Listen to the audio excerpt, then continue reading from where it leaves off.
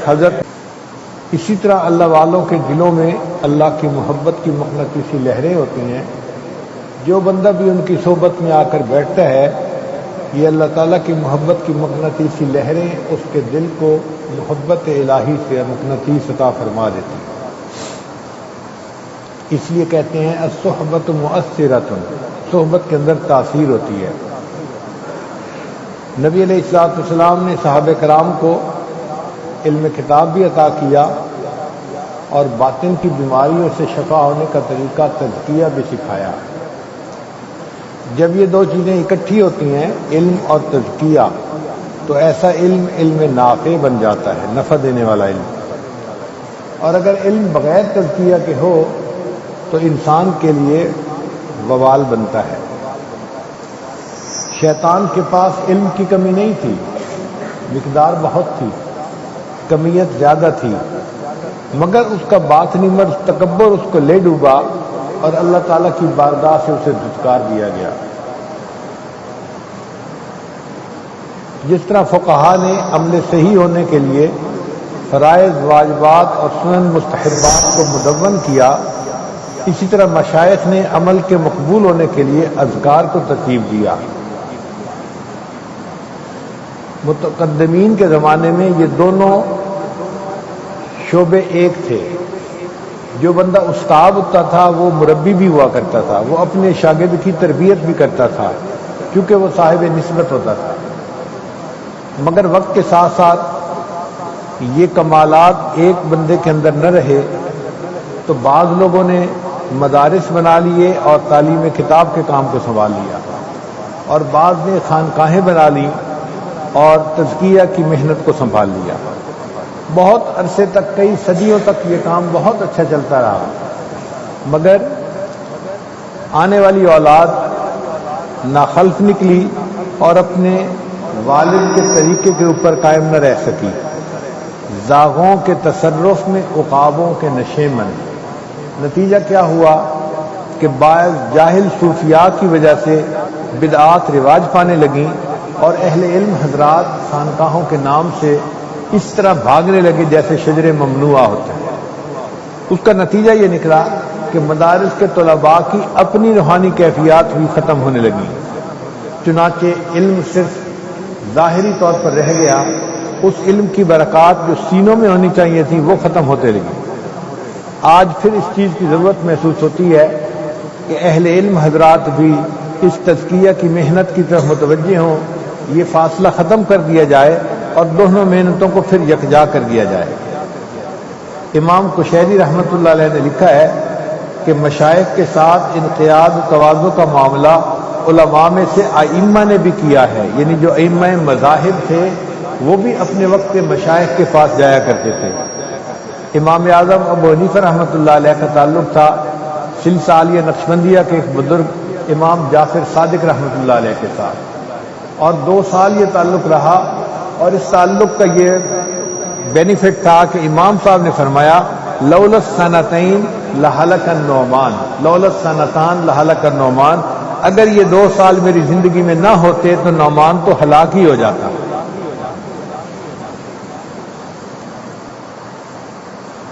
امام شافعی رحمۃ اللہ علیہ اور امام احمد بن حنبل نے شیبان رائی کی مدح فرمائی. ابو العباس ابن شریح لغت کے امام گزرے ہیں، وہ حضرت جنید کی خدمت میں گئے.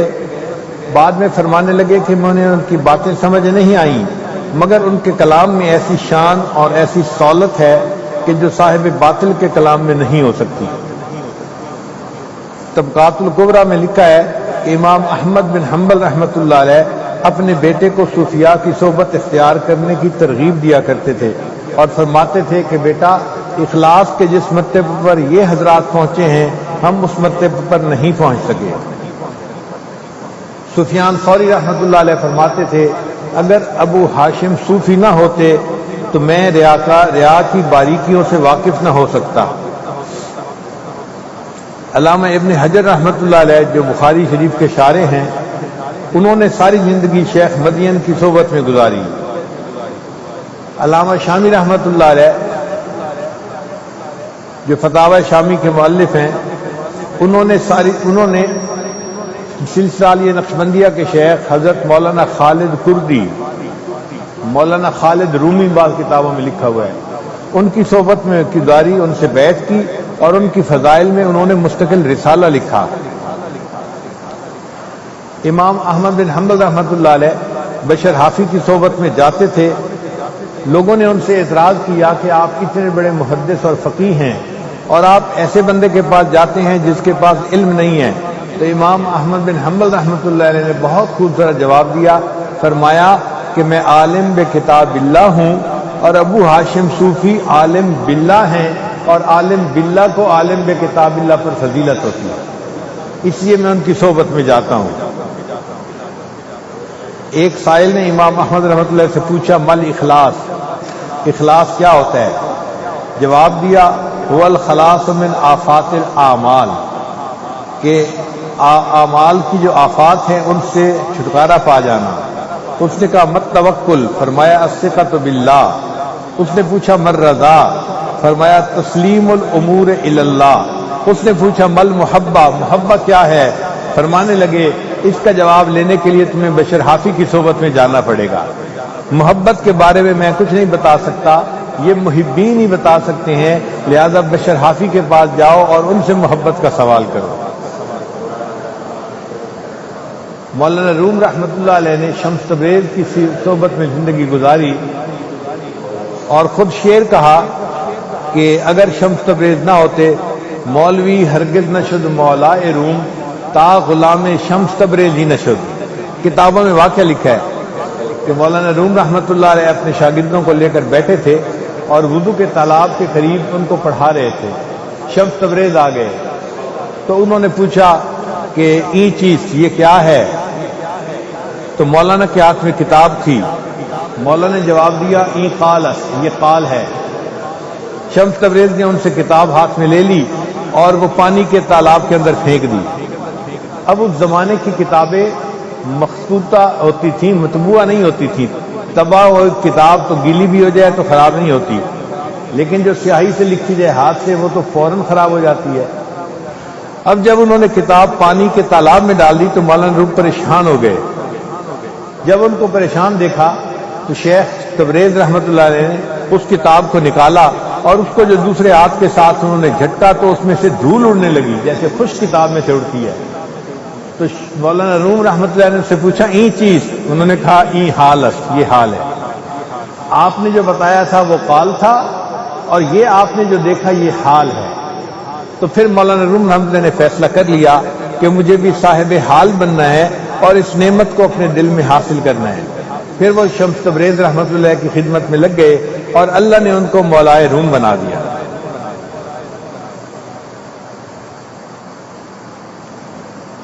امام غزالی رحمۃ اللہ علیہ نے ہمارے سلسلہ نقشبندیہ کے بزرگ خواجہ ابو علی فارمدی رحمۃ اللہ علیہ سے فیض پایا۔ امام ابو داود رحمۃ اللہ علیہ جنہوں نے داود شریف لکھی، ان کی بیعت کا تعلق تھا ابو حفص حداد رحمۃ اللہ علیہ سے۔ یہ لوہار تھے، عالم نہیں تھے، لوہا کوٹتے تھے مگر مخلص تھے، ان کے دل میں اللہ کی محبت تھی تو ان کے پاس بیٹھنے والے پر اس نعمت کا اثر ہوتا تھا۔ محبت کا یہ عالم تھا کہ لوہا کوٹ رہے ہوتے تھے، لوہا کوٹتے کوٹتے جیسے ہی اذان کی آواز مسجد سے بلند ہوتی اللہ اکبر، تو یہ اس ہتھوڑے کو لوہے پہ مارتے نہیں تھے، رکھ دیا کرتے تھے کہ اب میرے اللہ نے مجھے بلا لیا، اب مجھے لوہا کوٹنے کی اجازت نہیں ہے۔ ان سے ابو داؤد رحمۃ اللہ علیہ نے فیض پایا۔ امام راضی رحمۃ اللہ علیہ کی بیعت نجم الدین کبریٰ رحمۃ اللہ علیہ سے تھی۔ مولانا جامی رحمۃ اللہ کی بیعت حضرت خواجہ عبید اللہ احرار رحمۃ اللہ علیہ سے تھی۔ خواجہ عبید اللہ احرار رحمۃ اللہ علیہ سلسلہ نقشبندیہ کے بڑے بزرگوں میں سے گزرے ہیں، سمرقند کے رہنے والے تھے اور کتابوں میں لکھا ہے کہ آدھا شہر سمرقند ان کی جائیداد تھا۔ اللہ نے ان کو بہت مال و دولت سے نوازا تھا اور ان کے بڑے بڑے کھیت تھے اور زراعت کا کام تھا اور اللہ نے مال و دولت کی ریل پیل کی ہوئی تھی۔ چنانچہ مولانا جامی رحمۃ اللہ علیہ جیسے بڑے عالم ان کی خدمت میں حاضر ہوئے کہ میں ان کے پاس جا کر بیعت ہوتا ہوں۔ جب وہاں گئے تو کیا دیکھا کہ ان کے جو گھوڑے تھے، ان کے جو کھونٹے تھے زمین میں گاڑنے کے لیے، وہ بھی سونے کے بنے ہوئے تھے، یعنی سونے کی کیلوں سے گھوڑے بندھے ہوئے تھے۔ تو مولانا جامی رحمۃ اللہ نے یہ دیکھا تو ایک شعر پڑھا، نمرد اسعا کے دنیا دوست دارد۔ وہ بندہ مرد نہیں ہوتا جو دنیا کو دوست بنائے، جس کے پاس اتنی دنیا ہے، یہ اللہ والا کیسے ہو سکتا ہے؟ تو مولانا جامی رحمۃ اللہ ان سے ملے ہی نہیں اور وہیں سے واپس آ گئے۔ جب واپس آئے راستے میں تھکے ہوئے تھے، ایک مسجد کے اندر لیٹ گئے تھوڑی دیر کے لیے۔ جب سوئے تو خواب آیا قیامت کا دن ہے اور اس میں مولانا جامی کھڑے ہوئے ہیں اور ان کے ارد گرد حقوق مانگنے والوں کا ایک بڑا مجمع ہے اور سب لوگ مطالبہ کر رہے ہیں ہمیں ہمارے حق دو، آپ نے غیبت کی، آپ نے فلاں کیا، آپ نے فلاں کیا، اب ہمیں اس کا بدلہ چاہیے۔ حق مانگنے والے اتنے زیادہ تھے کہ مولانا جامی اپنی ساری نیکیاں ان کے حوالے کر دیتے تو بھی یہ ان کا حق نہیں چکا سکتے تھے۔ اب مولانا جامی رحمۃ اللہ علیہ کو پریشانی ہوئی کہ میں ان سے کیسے چھٹکارا پاؤں گا۔ اس پریشانی کے عالم میں انہوں نے دیکھا کہ ایک سوار ہے جو سواری کے اوپر سوار ہو کر جا رہا ہے۔ جب قریب آئے تو وہ خواجہ عبید اللہ احرار رحمۃ اللہ علیہ تھے۔ حضرت نے اپنی سواری کو روکا اور لوگوں سے پوچھا کہ کیوں اس بندے کو تم نے گھیرا ہوا ہے؟ ان کا کہ جی ہمیں اپنا حق چاہیے۔ خواجہ عبید اللہ احرار رحمۃ اللہ نے اپنے ساتھ والے کسی کو کہا کہ بھائی ان کو جتنی نیکیاں چاہیے میرے نامہ اعمال میں سے نیکیاں ان سب لوگوں کو دے کے چکا دو اور مولانا کی جان چھڑوا دو۔ چنانچہ ان کی نیکیاں دی گئیں اور مولانا کی جان چھوٹی۔ جب جان چھوٹی تو آنکھ کھلی، مولانا نے خواب کی تعبیر یہ لی کہ یہ اللہ والے ہیں اور مجھے ان سے ضرور فائدہ ہوگا۔ پھر دوبارہ راستے سے واپس حضرت کے پاس آئے۔ اب جب آئے تو دروازے سے واپس نہیں گئے، سوچا کہ نہیں مجھے حضرت کو ملنا ہے، مصافحہ کرنا ہے، بات بتانی ہے۔ جب آئے اور حضرت سے مصافحہ کیا تو حضرت مسکرائے، ان کو کشفاً پتہ چل چکا تھا۔ انہوں نے کہا کہ مولانا جب پہلی مرتبہ آئے تھے تو کیا زبان سے کہہ کر گئے تھے؟ اب شرمندگی ہونے لگی کہ میں نے تو کوئی اچھی بات نہیں کی تھی، میں نے تو کہا تھا نہ مرد است آں کہ دنیا دوست دارد۔ وہ بندہ مرد اللہ والا نہیں ہوتا جو دنیا کو دوست رکھے۔ تو حضرت نے فرمایا کہ نہیں، تم نے جو کہا تھا سنا دو۔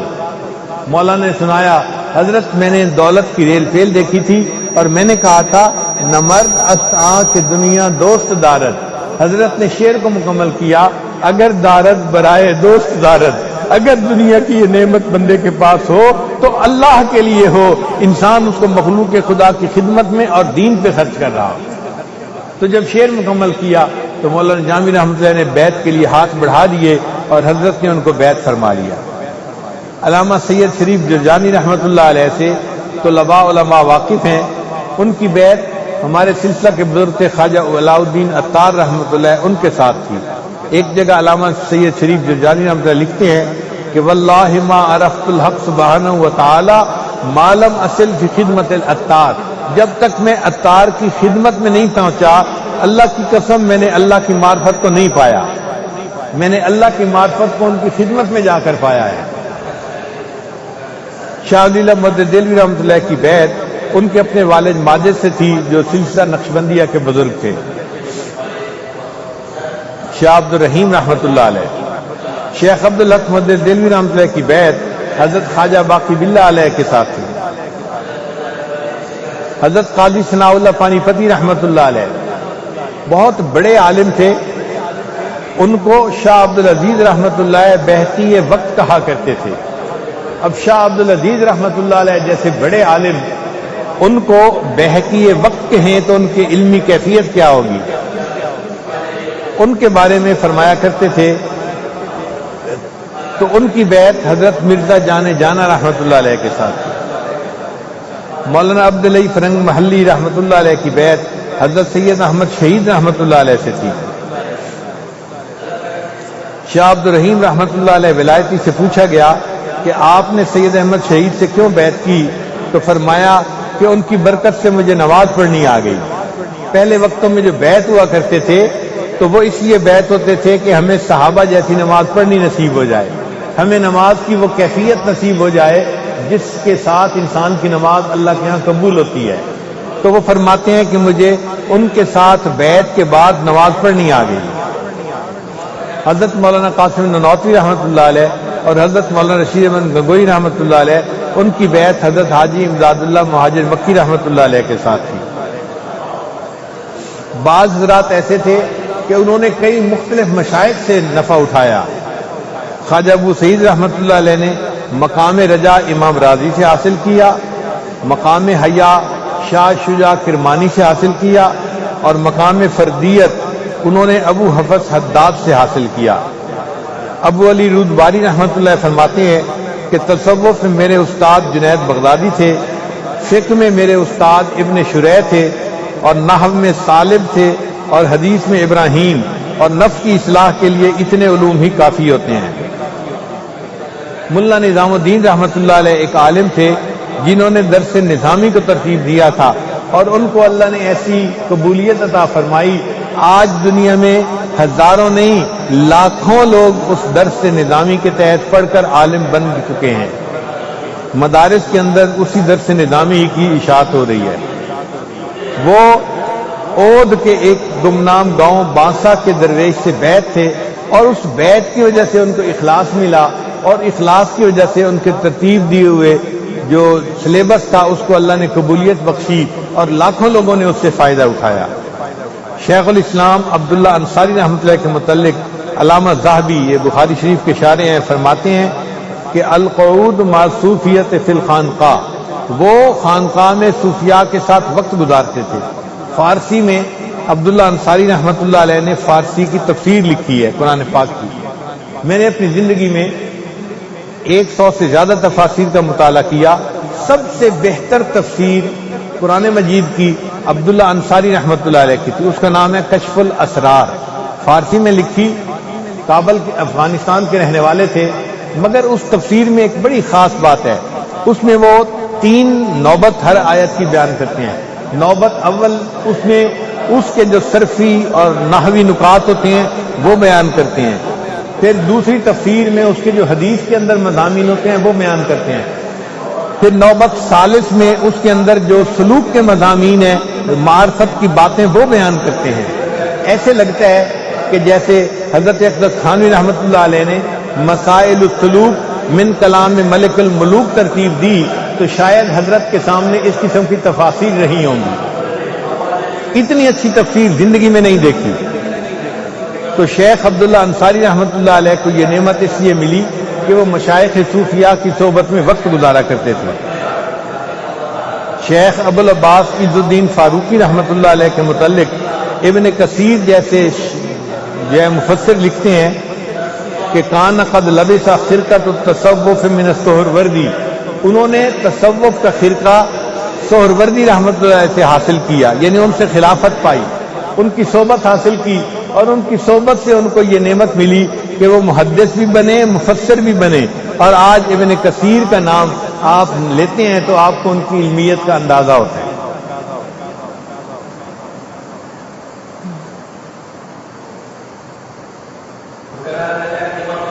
المحند المفند، یہ علماء دیوبند کی ایک تاریخی دستاویز ہے جس کے اوپر انہوں نے اپنے عقائد کو کھول کر بیان کیا ہے۔ اس میں انہوں نے لکھا ہے کہ منتسبون من طریق صوفیہ، کہ مشائخ کے علماء دیوبند جو ہیں یہ طریق صوفیہ کے ساتھ انتساب رکھنے والے، تعلق رکھنے والے حضرات ہیں، یہ تصوف کے منکر نہیں ہیں، بلکہ ان حضرات سے سیکھ کر تزکیہ کی محنت پانے والے لوگ ہیں۔ صاحب نور الانوار ملا جیواں رحمۃ اللہ علیہ اپنے زمانے کے قادری شیخ یاسین بن عبد الرزاق کے خلیفہ تھے۔ قاضی ثناء اللہ پانی پتی رحمۃ اللہ علیہ اپنی کتاب تحفۃ السالکین میں لکھتے ہیں بے شمار لوگوں کی ایک جماعت جن کا جھوٹ پر متفق ہونا عقل محال سمجھتی ہے، اور وہ اس قسم کی جماعت ہے کہ جس کا ہر فرد بشر تقویٰ اور علم کے باعث ایسا درجہ رکھتا ہے کہ اس پر جھوٹ کی تہمت لگانا جائز نہیں۔ زبان قلم سے اور قلم زبان سے انہوں نے خبر دی ہے کہ ہمیں مشائخ کی صحبت کی وجہ سے باطن میں ایک نئی حالت پیدا ہو گئی جو کہ بہت سے کمالات کا موجب تھی۔ ایک جگہ لکھتے ہیں یہ حقیقت روز روشن کی طرح عیاں ہے کہ ظاہر و باطن کے جامع علماء سے ہی دین کا حقیقی کام لیا گیا ہے۔ اگر آپ تاریخ پر نظر ڈالیں تو جن حضرات نے دین کا کام کیا یہ وہی لوگ تھے جو ظاہری علوم اور باطنی علوم دونوں کے حامل تھے، جو مرج البحرین تھے، ان کو اللہ نے اس کام کے لیے قبولیت عطا فرمائی۔ حضرت اقدس تھانوی رحمۃ اللہ فرماتے ہیں کہ امت کی دو جماعتیں اللہ کی رحمت ہیں، امت کی دو جماعتیں اللہ کی رحمت ہیں، ایک فقہاء کی جماعت اور دوسری حضرات صوفیاء کی جماعت، یہ حکمائے امت ہیں۔ اللہ تعالیٰ ارشاد فرماتے ہیں کونوا مع الصادقین، سچوں کی صحبت اختیار کرو۔ علامہ آلوسی رحمۃ اللہ علیہ روح المعانی میں فرماتے ہیں خالطوہم لتکونوا مثلہم، تم ان کے ساتھ اتنا اپنا رابطہ رکھو، آنا جانا رکھو کہ تم ان کی طرح ہو جاؤ۔ جیسے خربوزے کو دیکھ کے خربوزہ رنگ پکڑتا ہے، انسان بھی جس کی صحبت میں بیٹھتا ہے اس کا رنگ اس کے اوپر چڑھتا ہے، کہ تم اتنا ان کے پاس رہو ان کا رنگ تمہارے اوپر چڑھ جائے۔ یہاں تک جذب کر لوں کاش تیرے حسن کامل کو، یہاں تک جذب کر لوں کاش تیرے حسن کامل کو، تجھی کو سب پکار اٹھیں گزر جاؤں جدھر سے میں جدھر سے گزر جاؤں لوگوں کو آپ یاد آئیں، اے شیخ میں آپ کے رنگ کو اتنا اپنے اندر جذب کر لوں۔ حضرت ابو ہریرہ رضی اللہ عنہ روایت کرتے ہیں کہ نبی اسلام نے ارشاد فرمایا المرء علی دین خلیلہ، کہ بندہ اپنے دوست کے دین پر ہوتا ہے، فلینظر احدکم من یخالل، تم میں سے ہر آدمی یہ دیکھے کہ وہ کس کے ساتھ اپنی دوستی کر رہا ہے، تو جس کے ساتھ تم دوستی کرو گے، اس کی صحبت میں رہو گے، اس کے اثرات تمہارے اوپر پڑیں گے۔ ملا علی قاری رحمۃ اللہ علیہ فرماتے ہیں کہ انسان کی طبیعتیں جو ہیں وہ دوسروں کے جو اچھی عادات ہوتی ہیں ان کو اس سے چوری کر لیا کرتی ہیں، ان کو پتہ بھی نہیں چلتا، اور ایک کی جو صفت ہوتی ہے وہ دوسرے بندے کے اندر منتقل ہوتی ہے۔ حدیث مبارکہ میں نبی علیہ السلام نے ارشاد فرمایا العین حق، کہ نظر لگ جانا سچ ہے۔ تو اگر ایک بندے کی نظر اثر کر سکتی ہے جس کے اندر حسد ہے، کینہ ہے، بغض ہے، دشمنی ہے، عداوت ہے، اگر ایسی نظر بھی دوسرے پر اثر کر سکتی ہے تو جس نظر کے اندر اخلاص ہوگا، محبت ہوگی، للہانیت ہوگی، یہ نظر پھر دوسرے پہ اثر کیوں نہیں کرے گی؟ یہ اللہ والوں کی اچھی نظر لگ جاتی ہے جو بندہ گناہوں کو چھوڑ کر نیکی کی زندگی کو اختیار کر لیتا ہے۔ اللہ کرے کہ ہم بھی کسی کی نظر میں رہیں۔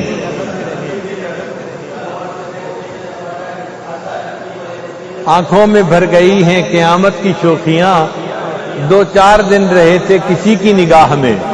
اللہ والوں کی نظر میں بندہ رہتا ہے تو اس کے اندر اللہ تعالیٰ صفات عطا فرما دیتے ہیں۔ ابن عمر رضی اللہ عنہ روایت کی لکل شیء معدن، ہر چیز کے خزانے ہوتے ہیں، ومعدن التقوی قلوب العارفین، اور تقوی کے جو خزانے ہیں وہ عارفین کے دل ہوتے ہیں، ان کے دلوں سے انسان کو پاس بیٹھ کے تقوی ملتا ہے۔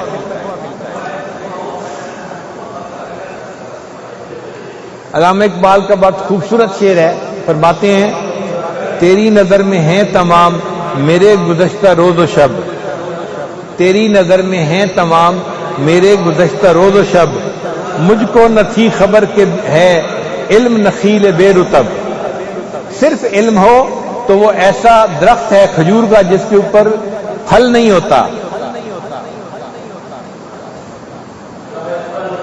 العلم بلا عمل کشجر بلا ثمر، تو فرماتے ہیں تیری نظر میں ہیں تمام میرے گزشتہ روز و شب، مجھ کو نہ تھی خبر کہ ہے علم نخیل بے رطب، تازہ میرے ضمیر میں مار کا ایک کوہن ہوا، عشق تمام مصطفیٰ عقل تمام بولہب۔ تو اگر صرف عقل ہو بندے کے پاس تو بولہب کا معاملہ ہے، جب تک عشق نہیں ہوگا اس کے اندر وہ مصطفی نہیں آئے گی، ملکیت نہیں آئے گی، اس کے اندر نیکی نہیں آئے گی۔ اس لیے ہر طالب علم کو چاہیے کہ اصلاح باطن کی طرف توجہ کرے۔ اگر علم پڑھنے کے لیے 10 سال ہم مدارس میں گزار سکتے ہیں، تو کیا اخلاص پانے کے لیے ہم 10 مہینے کسی کی صحبت میں نہیں گزار سکتے؟ 10 مہینے تو بڑی دور کی بات ہے، آج تو 10 دن گزارنے مشکل ہیں، حالانکہ ان بزرگوں کی صحبت میں 10 دن یا اس سے بھی کم کا وقت گزار دیا جائے تو وہ بھی فائدے سے خالی نہیں ہوتا۔ ہمارے علاقے کے ایک بڑے عالم تھے، وہ اپنا واقعہ سنانے لگے کہ میں اپنے شیخ کی خدمت میں گیا کہ چلو میں سلام کر کے آ جاتا ہوں، چھٹی کا دن ہے اور پھر واپس آ کر اپنے مدرسے کا کام کروں گا۔ حضرت سے ملا تو حضرت نے مجھے فرمایا کہ مولانا آپ اتنا وقت ادھر ادھر لگاتے ہیں، کچھ وقت ہمارے پاس بھی رہ جایا کریں۔ میں نے ادھر بیان کیا، حضرت میں مدرسے کا محتمم ہوں، اسباق بھی پڑھاتا ہوں، تو میرے لیے وقت نکالنا بڑا مشکل ہے۔ تو حضرت نے خاموشی اختیار کی۔ اب مجھے اجازت تو مل گئی تھی واپس آنے کی، لیکن میرے دل نے کہا کہ جب شیخ چاہتے ہیں کہ میں وقت گزاروں تو 2-3 دن گزارنے میں کیا حرج ہے؟ ویسے بھی ادھر ادھر جلسوں میں آتا جاتا ہوں، 2-3 دن تو چھٹی کر ہی لیتا ہوں۔ تو میں نے فون کر دیا اور اپنی بجائے کسی اور کو سبق پڑھنے پہ متعین کر دیا کہ آپ سبق پڑھا دیں تاکہ نقصان نہ ہو۔ اور میں نے کہا کہ حضرت میں 3 رات آپ کی صحبت میں رہوں گا۔ حضرت خوش ہو گئے، فرماتے ہیں کہ میں 3 رات اپنے شیخ کی صحبت میں رہا، جب وہاں سے لوٹ کے گھر آیا تو 3 سال مجھے ایسے نصیب ہوئے کہ 3 سال میں ایک مرتبہ بھی تہجد قضا نہیں ہوئی۔ 3 راتیں شیخ کی صحبت میں گزاری اور اللہ نے 3 سال کے لیے تہجد کی توفیق عطا فرما دی۔ تو اللہ والوں کی صحبت میں تھوڑی دیر کا گزرا وقت بھی فائدے سے خالی نہیں ہوتا۔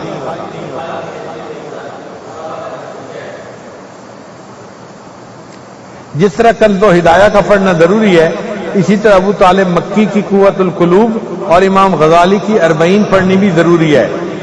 اگر انسان اہل اللہ کی زندگی کو جیتا جاگتا اپنی آنکھوں سے دیکھے تو اس کی بدل کوئی اور چیز نہیں ہو سکتی۔ لہذا کوشش یہ کیجئے کہ اہل اللہ کی صحبت میں کچھ وقت گزاریے۔ وہ اگر بولیں گے تو یہ نور علی نور ہے، اور اگر خاموش رہیں گے تو بھی فائدے سے خالی نہیں ہے۔ بلکہ ہمارے بزرگوں نے تو لکھا ہے کہ شیخ کی خاموشی سے انسان کو فائدہ زیادہ ملتا ہے۔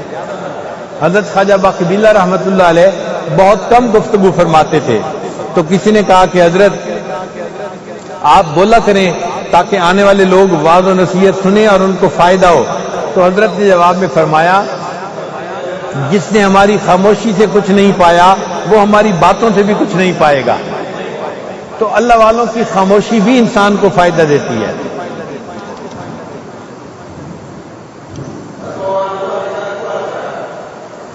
اے بے خبر بکوش کے صاحب خبر شوی، تا راہبی نباشی کے اے راہبر شوی، در مکتب حقائق کے پیش ادیب عشق، ہاں اے فسر بکوش کے روزے پدر شوی۔ چنانچہ ابو نعیم کی روایت ہے کہ جو بندہ 40 دن اس طرح گزارے کہ اس کے اخلاص کے ساتھ عبادت کر رہا ہو، نماز پڑھ رہا ہو، تو ینابی الحکمہ من قلبہ علی لسانہ، اس کے دل سے جو حکمت کے موتی ہیں وہ نکل کر اس بندے کی زبان پہ آ جاتے ہیں۔ تو دل سے حکمت کے موتی نکلتے ہیں اور بندے کی زبان پہ آتے ہیں اور لوگوں کو اس سے فائدہ ہوتا ہے۔ اس لیے دل کے اوپر محنت کرنا ضروری ہے۔ ہرگز نہ میرد آنکھ دلش زندہ شد و عشق، ہرگز نہ میرد آنکھ دلش زندہ شد و عشق، سب تست بر جریدہ عالم دوام ماں۔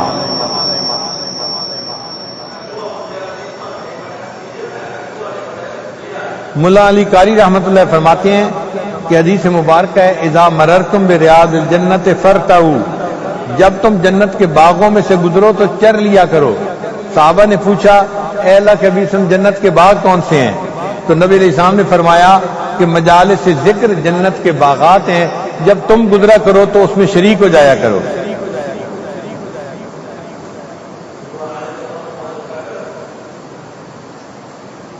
اس لیے نبی علیہ السلام نے ارشاد فرمایا کہ یہ جو اللہ کو یاد کرنے والے لوگ ہیں، اخلاص والے، ہم رجال اللہ یشقا جلیسہم، یہ وہ لوگ ہیں جن کے پاس بیٹھنے والا بدبخت نہیں ہوتا۔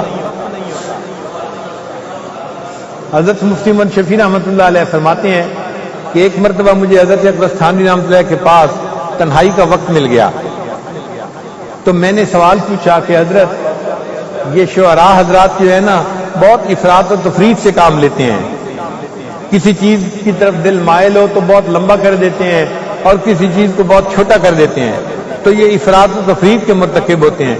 حضرت نے پوچھا کون سا؟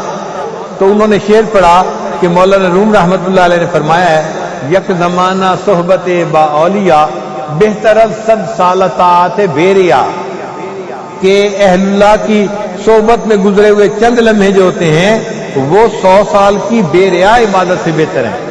تو مفتی صاحب نے فرمایا کہ یہ افراط سے کام لیا گیا ہے کہ 100 سال کی عبادت اور وہ بھی بے ریا۔ اگر بے ریا کا لفظ نہ ہوتا تو کہتے ہیں ہاں بھائی 100 سال کی عبادت ریا والی تھی، اس سے تو چند ساتیں بہتر تھی یہ، مگر بے ریا عبادت سے بہتر ہے، یہ بات تو سمجھ میں نہیں آتی۔ تو حضرت اقدس تھانوی رحمۃ اللہ نے فرمایا اچھا میں اس شعر کو پڑھتا ہوں، اب سنو۔ یک زمانہ صحبت با اولیاء بہتر از 100 سال طاعت بے ریا، کہ اللہ والوں کی چند لمحوں کی جو صحبت ہوتی ہے وہ 1,00,000 سال کی بے ریا عبادت سے بہتر ہوتی ہے۔ اب حضرت مفتی صاحب سن کے حیران ہو گئے، حضرت 100 سال والی بات ہضم نہیں ہو رہی تھی اور آپ نے 1,00,000 سال کی بات کر دی۔ حضرت نے پھر اس کا تحقیقی جواب دیا، فرمایا دیکھو اگر ایک بندہ 1,00,000 سال عبادت کرے اور اپنی طرف سے بے ریا عبادت کرے، کیا 1,00,000 سال عبادت کرنے کے بعد اس کو اچھے انجام کی گارنٹی مل جاتی ہے؟ مفتی صاحب نے کہا نہیں مل سکتی، شیطان کا معاملہ ہمارے سامنے ہے۔ 70,000 سال تک اس نے عبادت کی تھی، پھر پھٹکارا گیا اور اللہ کی بارگاہ سے دھتکار دیا گیا۔ تو کوئی 1,00,000 سال بھی عبادت کرے تو گارنٹی کسی کی کوئی نہیں دے سکتا۔ تو فرمایا کہ اچھا 1,00,000 سال عبادت کرنے کے بعد گارنٹی نہیں ملی، لیکن جو بندہ چند لمحے ان اللہ والوں کی صحبت میں گزارتا ہے، اللہ کے محبوب صلی اللہ علیہ وسلم گارنٹی دے رہے ہیں ہم رجال لا یشقا جلیسہم، یہ وہ بندے ہیں جن کے پاس بیٹھنے والا بدبخت نہیں ہوتا۔ پھر فرمایا کہ بدبخت سے مراد وہ ہوتا ہے جو ایمان کے بغیر دنیا سے چلا جائے، اگر وہ بدبخت نہیں ہوتا اس کا مطلب کہ وہ ایمان کے ساتھ دنیا سے رخصت ہوگا، نیک خاتمے کی گارنٹی مل رہی ہے، یہ 1,00,000 سال کی عبادت سے بھی نہیں مل سکتی، اس لیے وہ چند لمحوں کی جو صحبت ہے وہ 1,00,000 سال کی عبادت پر فضیلت رکھتی ہے۔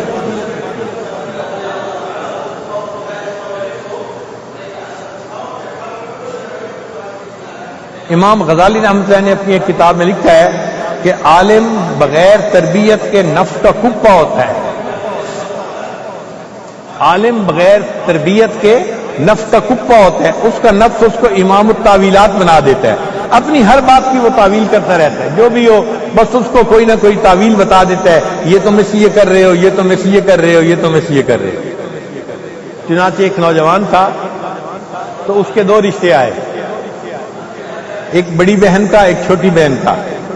چھوٹی بہن جو تھی وہ زیادہ خوبصورت تھی اور حسن و جمال کا انوکھا جو ہے وہ نمونہ تھی، تو رشتے تو دونوں آئے۔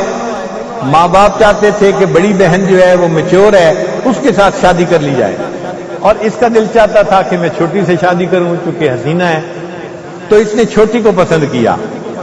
اب ماں نے اس کو سمجھایا کہ بیٹا اگر تم بڑی کو پسند کر لیتے تو زیادہ اچھا تھا، ہماری طبیعت بھی خوش ہوتی، ہمیں اس کے اخلاق اس کی عادات اچھی لگی ہیں، وہ میچور ہے، تمہاری زندگی کی بہتر ساتھی بنے گی۔ تو اس نے آگے سے جواب دیا امی میں نے تو دین کو مقدم کیا ہے، جو دین نے کہا ہے اس پر عمل کیا ہے۔ اس نے کہا بیٹا تم نے کیا دین کو مقدم کیا ہے؟ کہنے لگے استاد نے مجھے پڑھایا تھا ابتلیٰ ببلیتین فلیستأخر اہونہما، جب تم 2 مصیبتوں میں گرفتار ہو جاؤ تو چھوٹی کو قبول کر لو۔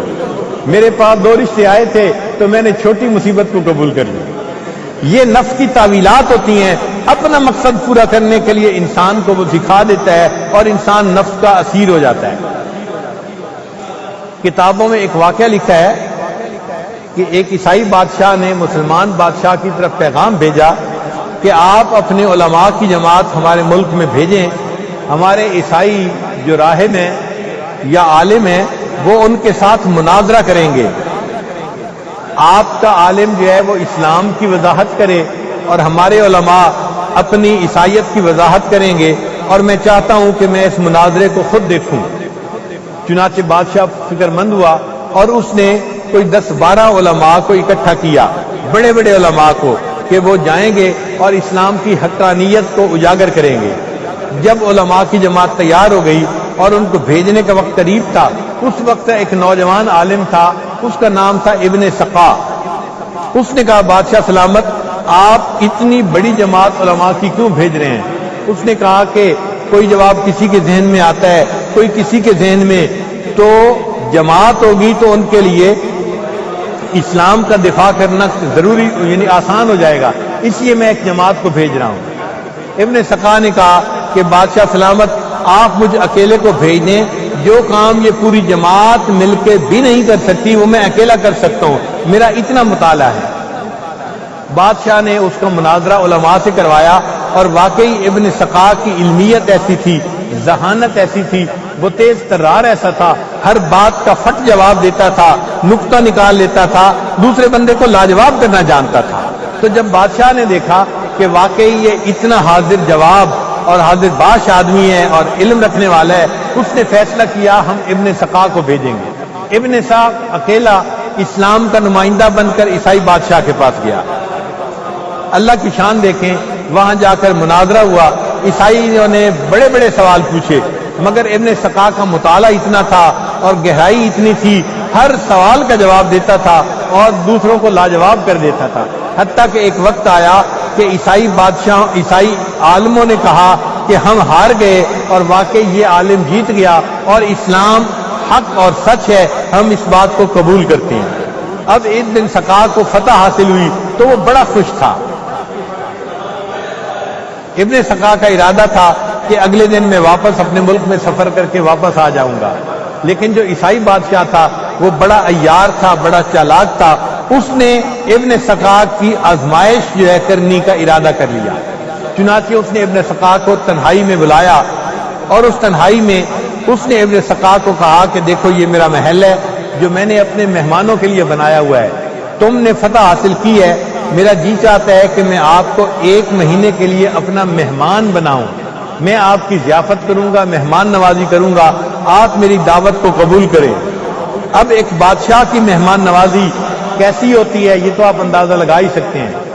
چنانچہ بادشاہ نے اس بات پر اس کو مجبور کیا کہ آپ 1 مہینہ اگر چاہیں تو میرے پاس اس محل میں رہ سکتے ہیں۔ پھر اس نے دوسرا وار یہ کیا کہ 2 بہت خوبصورت نوجوان لڑکیوں کو بلایا جو خوبصورتی میں اپنی مثال آپ تھیں، وہ ہیرے جواہرات سے لدی ہوئی تھیں، اور اس نے ابن سقا کو دکھائیں اور کہا کہ آپ نے 1 مہینہ مہمان نوازی کرنی ہے، کھانا تو آپ کو پیش کیا ہی جائے گا، آپ کی خدمت کے لیے میں یہ 2 عورتیں بھی آپ کو پیش کرتا ہوں، تو آپ 1 مہینہ ان عورتوں کی خدمت میں قبول کر لیں۔ ابن سقا نے جب ان کے حسن جمال کو دیکھا تو وہ حیران ہو گیا۔ وہ عیسائی ویسے ہی گورے لوگ تھے اور ان میں سے بھی بادشاہ نے چنی ہوئی خوبصورت لڑکیوں کو چنا تھا، تو ان کا حسن جمال ابن سقا کے دل پر اثر کر گیا۔ اب ابن سقا کا دل چاہے کہ میں 1 مہینہ رہوں اور یہاں مہمان بن کر مزے اٹھاؤں۔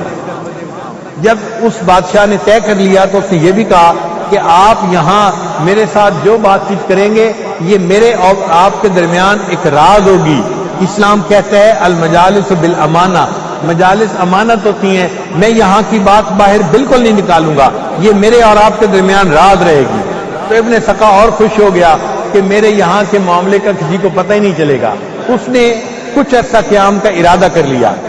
جب بادشاہ نے کہا کہ اچھا میں نے یہ 2 عورتیں آپ کو دے دیں، اب آپ ان کے ساتھ رہ سکتے ہیں، ان عورتوں نے ایک سوال اٹھایا کہ بادشاہ سلامت آپ ہمیں ان کی خدمت میں مامور تو کر رہے ہیں، ہم ان کے باقی کام تو کر دیں گی، لیکن اگر یہ ہمارے ساتھ قربت کرنا چاہے، ملاپ کرنا چاہے تو اس کے لیے ہم راضی نہیں ہیں، ہماری شرط یہ ہے کہ یہ ہمارے مذہب کو قبول کرے، پھر ہم اس کے لیے حاضر ہیں۔ اب ابن سقا کے لیے ایک عجیب مرحلہ تھا، نفس چاہتا تھا کہ ان عورتوں کے ساتھ وقت گزاریں، اتنی خوبصورت تھیں، اور دین کہتا تھا کہ نہیں، دین کو قبول نہیں کر سکتے دوسرے کو۔ تو اس کے بعد اس بادشاہ نے ایک تیسرا جو ہے سٹیپ اٹھایا، اس نے ان عورتوں سے پوچھا کہ کیا 1 مہینہ کے لیے اس کو تمہارے مذہب پہ آنا پڑے گا؟ عورتوں نے کہا نہیں، اگر یہ 3 دن کے لیے ہمارے مذہب کو قبول کر لے تو 3 دن کے بعد ہم اس کے مذہب کو قبول کر لیں گی، یہ ہمیں ساتھ لے جانا چاہے تو ہم اس کے ساتھ جانے کو بھی تیار ہیں۔ اب ابن سقا پھنس گیا، نفس نے اس کو کہا کہ 3 دن کے لیے میں عیسائیت کو قبول کر لیتا ہوں، 3 دن کے بعد میں خود بھی مسلمان بن جاؤں گا، یہ عورتیں بھی مسلمان بن جائیں گی، پھر میں ان کو لے کے اور ان کا مال و جواہر جو ہے اپنے ساتھ ملک جاؤں گا۔ اور بادشاہ نے بتایا تھا کہ ان کے ہیرے جواہر اتنا قیمتی ہیں، ایک ہیرے کو بیچیں گے پوری زندگی کا خرچہ آپ کو اس سے مل جائے گا۔ تو مال اور جمال دونوں نے ابن سقا کو اندھا کر دیا، اس کی آنکھوں پہ پٹی باندھ دی۔ چنانچہ ابن سقا کے نفس کے ہاتھوں شکست کھا کر بادشاہ کو کہہ دیا کہ ٹھیک ہے، میں عیسائیت کو قبول کرتا ہوں اور یہ عورتیں 3 دن تک میرے پاس رہیں گی، میں ان کے ساتھ ملاپ کروں گا۔ عیسائیت کو اس نے قبول کر لیا، اسلام کو چھوڑ دیا، مگر اس کو یہ پتہ نہیں تھا کہ معاملہ کیا ہے۔ 3 دن ان عورتوں کے ساتھ اس نے گزارے، تیسرے دن اس کو ہارٹ اٹیک ہوا اور ابن سقا کی وفات ہو گئی اور وہ مرتد ہو کر مرا، دین سے باغی ہو کر مرا۔ نفس نے اس کو ہرا دیا، جس کو عیسائیوں کے علماء کی پوری جماعت نہ ہرا سکی، اکیلے نفس نے اس کو ہرا دیا اور اس نے دین سے بیگانہ کر دیا۔ تو اگر تربیت نہ ہو، نفس کا تزکیہ نہ ہو تو انسان اپنی خواہشات کا اسیر بن جاتا ہے۔ اس لیے اللہ تعالیٰ قرآن مجید میں فرماتے ہیں افرأیت من اتخذ الہہ ہوا، کیا دیکھا آپ نے اس کو جس نے اپنی خواہشات کو اپنا معبود بنا لیا، وہ اللہ کی عبادت نہیں کرتا بلکہ اپنے نفس کی پوجا کر رہا ہوتا ہے۔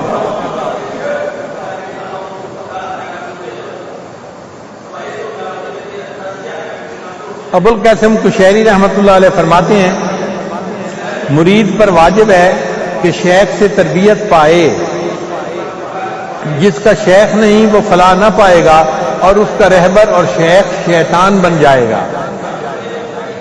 یعنی جس کا شیخ کوئی انسان کامل نہیں ہوگا، پھر اس بندے کا شیخ اس کا شیطان بن جاتا ہے، وہ پھر اس کے نفس کے ذریعے اس کو ایسی جو ہے تعویلات ڈالتا ہے کہ وہ بندہ اپنی نفس کی پوجا کرنے میں لگ جاتا ہے۔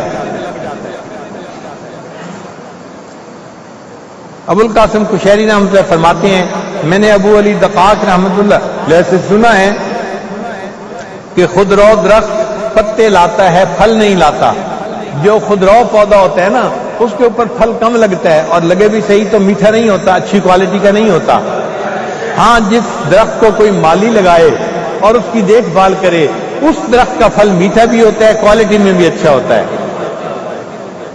حضرت خواجہ محمد معصوم رحمۃ اللہ علیہ فرماتے ہیں یہ قرب خاص جس کا نام نسبت ہے، یعنی جو انسان کے سینے میں نور داخل ہوتا ہے، جس کو نور نسبت کہتے ہیں، وہ قرب خاص اس عالم اسباب میں حضرات صوفیاء کے طریق پر چلنے ہی سے مل سکتا ہے۔ اگر کوئی بندہ چاہے کہ میرے سینے میں بھی وہ نور داخل ہو جائے تو اس کو چاہیے کہ مشائخ کے ساتھ تعلق جوڑے، ان کے صحبت کی برکت سے اس کو یہ نور باطن نصیب ہو جائے گا۔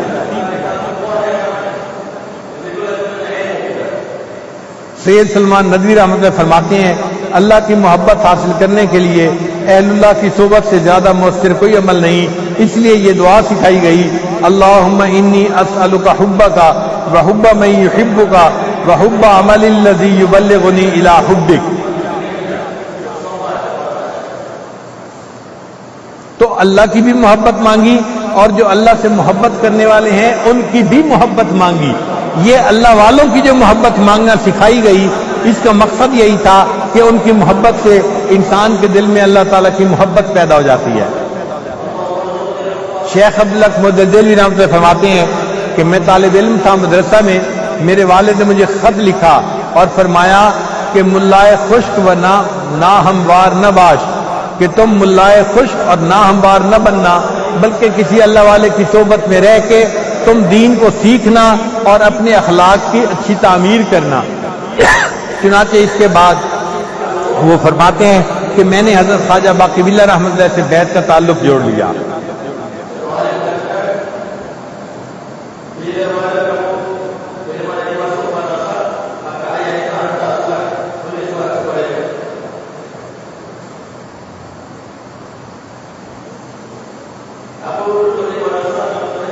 علماء نے لکھا ہے کہ جو کچھ تمام آسمانی کتابوں میں تھا اللہ تعالیٰ نے اس کو قرآن مجید میں نازل فرما دیا، اور جو کچھ پورے قرآن مجید میں تھا اللہ تعالیٰ نے اس کو سورہ بقرہ میں نازل فرما دیا، اور جو کچھ سورہ بقرہ میں تھا اس کو اللہ تعالیٰ نے سورہ فاتحہ میں نازل فرما دیا۔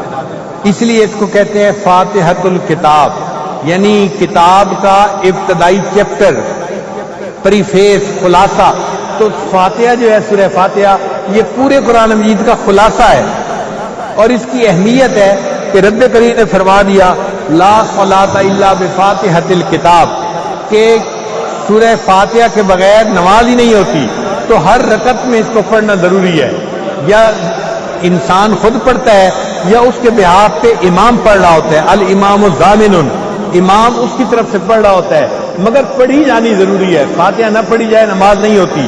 آخر اس فاتحہ کی اتنی اہمیت کیوں ہے؟ چلو آج اس نقطے کو بھی ذرا سمجھ لیجئے کہ فاتحہ کی اتنی اہمیت کیوں ہے۔ فاتحہ کی پہلی 2 آیات میں ایک بندہ اپنے رب کی حمد بیان کرتا ہے، الحمدللہ رب العالمین، اس میں اللہ تعالیٰ کی حمد بیان کیا گیا کہ تمام تعریفیں خاص اس رب کے لیے ہے جو جہانوں کا پروردگار ہے، اور پھر اس کی تعریفوں میں سے خاص دو صفات کی تعریف کی گئی۔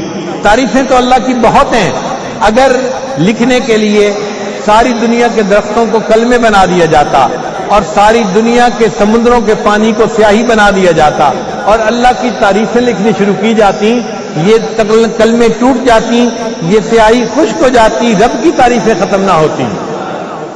قُل لَّوْ كَانَ الْبَحْرُ مِدَادًا لِّكَلِمَاتِ رَبِّي لَنَفِدَ الْبَحْرُ قَبْلَ أَن تَنفَدَ كَلِمَاتُ رَبِّي وَلَوْ جِئْنَا بِمِثْلِهِ مَدَدًا۔ تو اللہ کی تو تعریفوں کی کوئی انتہا ہی نہیں ہے، مگر ان میں سے 2 اللہ کے اسماء کا تذکرہ کیا گیا جو واقعی اللہ کی رحمت پہ دلیل دیتے ہیں، رحمان اور رحیم، دونوں کا تعلق رحمت کے ساتھ ہے۔ بھئی 2 نام کیوں دیے، ایک نام ہی دے دیتے، وہ اس لیے کہ دونوں کا دینا ضروری تھا۔ اب دیکھیں 2 صفات ہوتی ہیں، بعض لوگوں کے پاس مال بہت زیادہ ہوتا ہے، یہ ایک صفت ہے، اور بعض لوگوں کے دل میں مال کو خرچ کرنے کے لیے سخاوت خوب ہوتی ہے، یہ دوسری صفت ہے۔ ضروری نہیں کہ کسی کے پاس دونوں صفتیں بھی ہوں، مال ہوتا ہے دل نہیں ہوتا، وہ خرچ نہیں کر سکتے، بعض کے پاس دل ہوتا ہے مال نہیں ہوتا خرچ کرنے کے لیے، وہ بھی کچھ نہیں خرچ کرنے۔ تو خرچ کرنے کے لیے دونوں صفات کا ہونا ضروری، کہ مال بھی خوب ہو اور اس کو خرچ کرنے کے لیے دل بھی کھلا ہو۔ اللہ تعالیٰ کی 2 صفتیں رحمت کی بیان کی گئی۔ رحمان کا معنی وہ پروردگار جس کے پاس رحمتوں کے لاتعداد خزانے ہیں، اور رحیم کا معنی وہ پروردگار جس کی رحمت خرچ بھی بے انتہا ہو رہی ہے۔ تو انسان اللہ کی تعریفیں کرتا ہے اور ساتھ یہ بھی کہتا ہے اے اللہ آپ تو اتنی رحمتوں کے خزانوں کے مالک ہیں، اور آپ کے خزانوں کی رحمتیں بے انتہا خرچ بھی ہو رہی ہیں، میں اس پروردگار کے سامنے اپنی فریاد بیان کرنے لگا ہوں۔ اب آپ ذرا سوچئے کہ ان آیات کو پڑھنے کے بعد ایک نمازی اللہ کی رحمت کو کتنا اپنی طرف متوجہ کرتا ہے۔ اے اللہ آپ کی رحمت کے خزانے تو بے حساب ہے، اور پھر خرچ بھی بے انتہا ہو رہی ہے، اپنے پہ بھی ہو رہی ہے، پرایوں پہ بھی ہو رہی ہے، نیک پہ بھی ہو رہی ہے، بدکار پہ بھی ہو رہی ہے۔ اے اللہ میں جیسا ہوں میں آپ کے در کا سائل ہوں، اے اللہ آپ کے سامنے فریاد پیش کر رہا ہوں، آپ رحمان بھی ہیں اور آپ رحیم بھی ہیں۔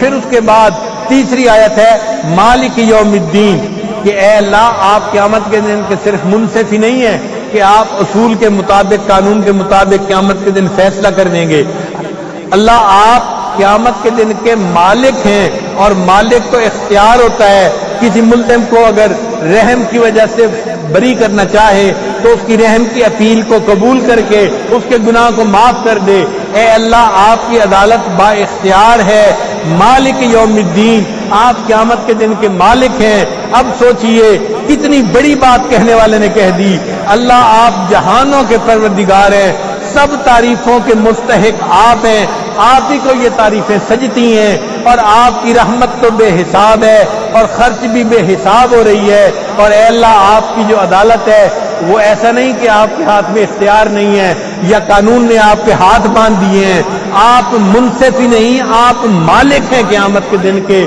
آپ کسی مجرم کو جو ہے اگر چھوڑنا چاہیں تو چھوڑنے کا اختیار موجود ہے، اب سوچئے اس بندے نے یہ آیات پڑھ کے اللہ تعالیٰ کی رحمت کو کس طرف اپنی طرف متوجہ کیا. پھر اس کے بعد کہا اے اللہ ایاک نعبد و ایاک نستعین، ہم آپ ہی کی عبادت کرتے ہیں اور آپ ہی سے مدد مانگتے ہیں. اے اللہ میں صرف آپ کا جو ہے وہ غلام نہیں، آپ کا نسلی غلام ہوں. نسلی غلام کے معنی کیا؟ اے اللہ میرے ماں باپ بھی آپ ہی کے غلام تھے، وہ بھی کلمہ پڑھنے والے تھے، آپ ہی کے در پہ جھکتے تھے. اے اللہ میں ان کا بیٹا ہوں، میں بھی آپ کے در کا نوکر ہوں، میں بھی آپ کا غلام ہوں. ایاک نعبد، اللہ آپ ہی کی ہم عبادت کرتے ہیں، اور وہ ایاک نستعین، آپ ہی سے اللہ ہم مدد مانگتے ہیں. جب ایک غلام اس طرح اپنے رب کی رحمت کا اظہار کرتا ہے اور اللہ کے سامنے فریاد کرتا ہے، پھر اللہ تعالیٰ پوچھتے ہیں اچھا میرے بندے تم نے میری رحمت کا ایسا تذکرہ کیا، بتاؤ تم مجھ سے کیا چاہتے ہو. جب اللہ پوچھتے ہیں مجھ سے کیا چاہتے ہو تو نمازی کہتا ہے اہدنا الصراط المستقیم، اللہ مجھے سیدھے راستے کی رہنمائی فرما دیجئے. یہ وہ مرکزی نقطہ ہے جو سورہ فاتحہ کے اندر موجود ہے اور جس کا ہر نماز کے اندر پڑھنا ضروری ہے. اے اللہ ہمیں سیدھا راستہ دکھا دیجئے. اے اللہ وہ راستہ جو تیرے انعام والے بندوں کو نصیب ہوا، اور اس راستے سے بچا لیجئے جو غضب والے بندوں کو نے اختیار کیا، تو غضب والے بندوں کے راستے سے ہٹا لیجئے اور نیک لوگوں کے راستے پہ ہمیں ڈال دیجئے. اب یہ راستہ کیسے نصیب ہو، اس کے لیے اللہ نے فرمایا کہ تم نے صرف رکعت جو ہے اس کے اندر فاتحہ نہیں پڑھنی، قرآن کی تلاوت بھی کرنی ہے. اس لیے کہ قرآن منشور حیات ہے، دستور حیات ہے، ضابطۂ حیات ہے. اے میرے بندو تمہارے لیے زندگی گزارنے کے لیے آب حیات ہے. یہ تمہیں بتائے گا کہ سیدھا راستہ کون سا ہے. ذالک الکتاب لا ریب فیہ ھدی للمتقین. اس لیے فاتحہ کے بعد نماز میں قرآن کی تلاوت کا بھی حکم عطا فرما دیا گیا.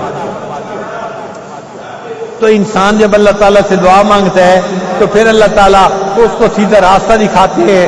اس کے دل میں یا تو کسی کا تعلق ڈال دیتے ہیں، یا کبھی خواب دیکھتا ہے، یا کبھی کسی کی ترغیب پر طبیعت متوجہ ہو جاتی ہے اور اس کو اللہ تعالیٰ کسی اللہ والے کے ساتھ جوڑ دیتے ہیں. ایک بات یاد رکھیے کہ فیض حاصل کرنے کے لیے قلبی محبت کا ہونا ضروری ہے. جس کے ساتھ قلبی مناسبت ہو، دل کی توجہ ہو، دل ان کی طرف ملان رکھتا ہو، تو ان کے ساتھ اگر تعلق جوڑا جائے تو اس سے انسان کو باطنی فیض ملتا ہے. اور اس سے بھی زیادہ باطنی فیض اس سے ملتا ہے جس کو اللہ کسی کے لیے پسند کر لیں.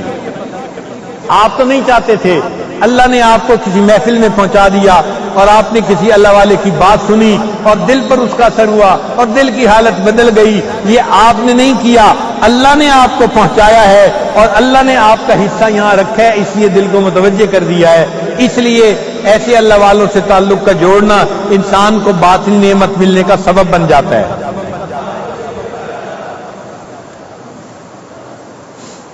صحبت کی جو برکات ہے وہ فقط انسان کو محنت اور مجاہدے سے نہیں مل سکتی، وہ صحبت ہی سے مل سکتی ہیں. ایک صاحب نے کسی اللہ والے سے سوال پوچھا کہ جی یہ کیا بات ہوئی کہ اللہ والوں کی صحبت میں وہ نعمتیں ملتی ہیں جو انسان کو عبادات سے نہیں مل سکتی. انہوں نے کہا اچھا یہ بتاؤ کیا آپ صحابی بن سکتے ہیں؟ اس نے کہا نہیں. کیوں نہیں بن سکتے؟ اس نے کہا کہ میں جتنی عبادت کر لوں، میں نمازی بن سکتا ہوں، میں حاجی بن سکتا ہوں، میں قاری بن سکتا ہوں، میں عابد بن سکتا ہوں، لیکن صحابی تو وہ بنے جن کو نبی علیہ السلام کی صحبت نصیب ہوئی. تو انہوں نے فرمایا اس کا مطلب یہ کہ صحبت سے جو ملتا ہے وہ آدمی کو عبادات سے نہیں مل سکتا. اس لیے حضرت وحشی رضی اللہ تعالیٰ عنہ انہوں نے نبی علیہ السلام کی تھوڑی دیر کی صحبت پائی تھی. پھر نبی علیہ السلام نے فرمایا تھا آپ نے میرے چچا کو شہید کیا، آپ چلے جائیے، آپ کو دیکھ کے مجھے چچا کی یاد آتی ہے، کہیں آپ کا نقصان نہ ہو جائے. تو وحشی رضی اللہ عنہ وہاں سے چلے گئے تھے، لیکن وہ جو چند لمحوں کی صحبت تھی اس کی وجہ سے ان کو صحابیت کا رتبہ مل گیا.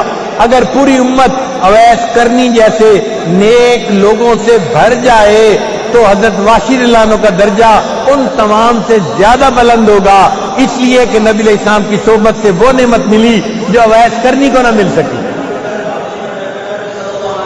تو صحبت سے وہ نعمتیں ملتی ہیں جو انسان کو صرف عبادات سے نہیں مل سکتی.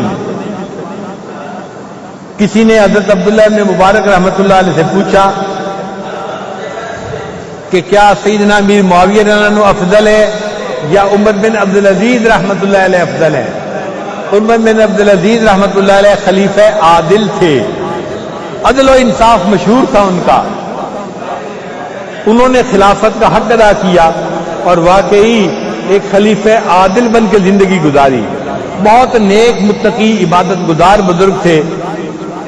تو ان سے کسی نے کوشچن پوچھا کہ حضرت امیر معاویہ رضی اللہ تعالیٰ عنہ نبی علیہ السلام کے صحابی تھے، مگر ان کی جو خلافت کا زمانہ ہے وہ پورا کا پورا لڑائی جھگڑے میں ہی گزرا. آپس میں مسلمانوں کے درمیان ہی لڑائیاں ہوتی رہیں غلط فہمیوں کی بنیاد پہ. حضرت علی رضی اللہ عنہ سے ان کی جنگیں ہوئیں، صحابہ ادھر بھی تھے صحابہ ادھر بھی تھے. تو وہ تو خلفشار کا زمانہ تھا، بدامنی کا زمانہ نظر آتا ہے. تو آپ بتائیں کہ امیر معاویہ رضی اللہ عنہ افضل ہیں یا حضرت عمر بن عبدالعزیز جنہوں نے امن کا زمانہ گزارا وہ افضل ہیں؟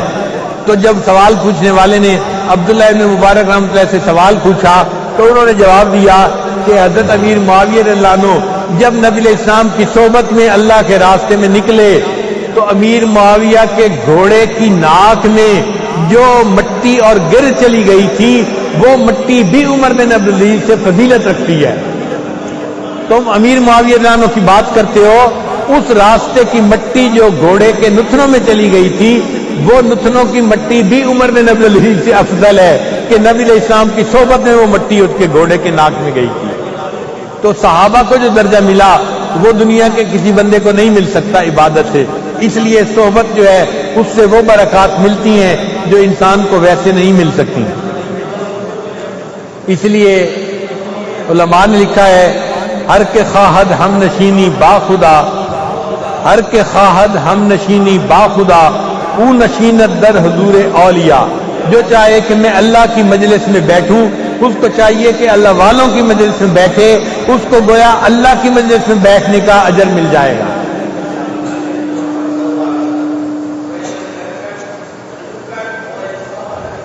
صحبت نیکاں اگر یکسات است، بہترت صد سالہ زہد و طاعت است.